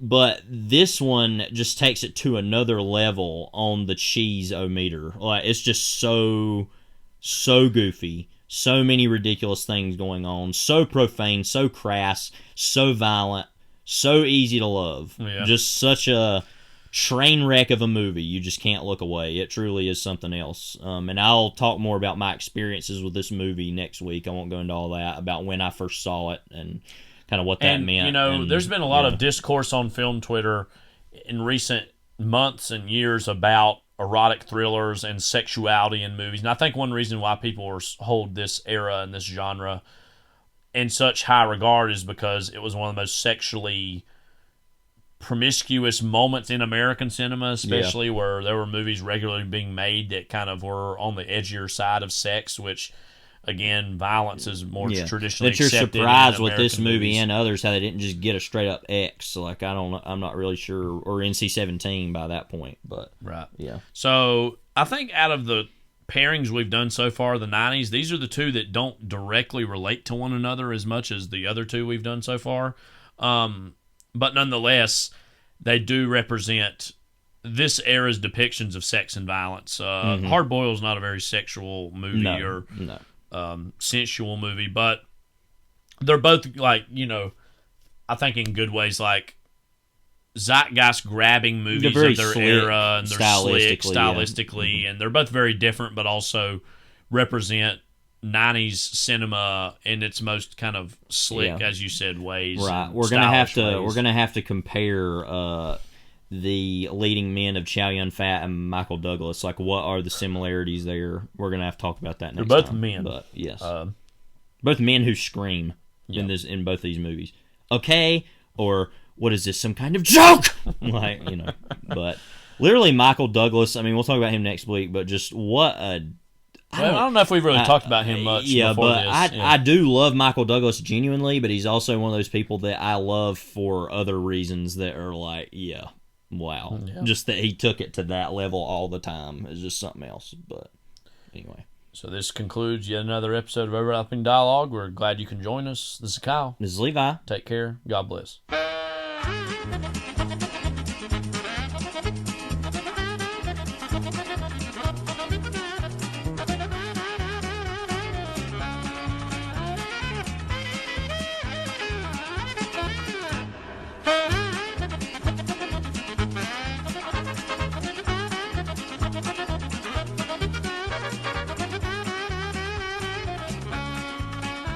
Thank you, gentlemen. Thank you very much. So nice. Goodbye.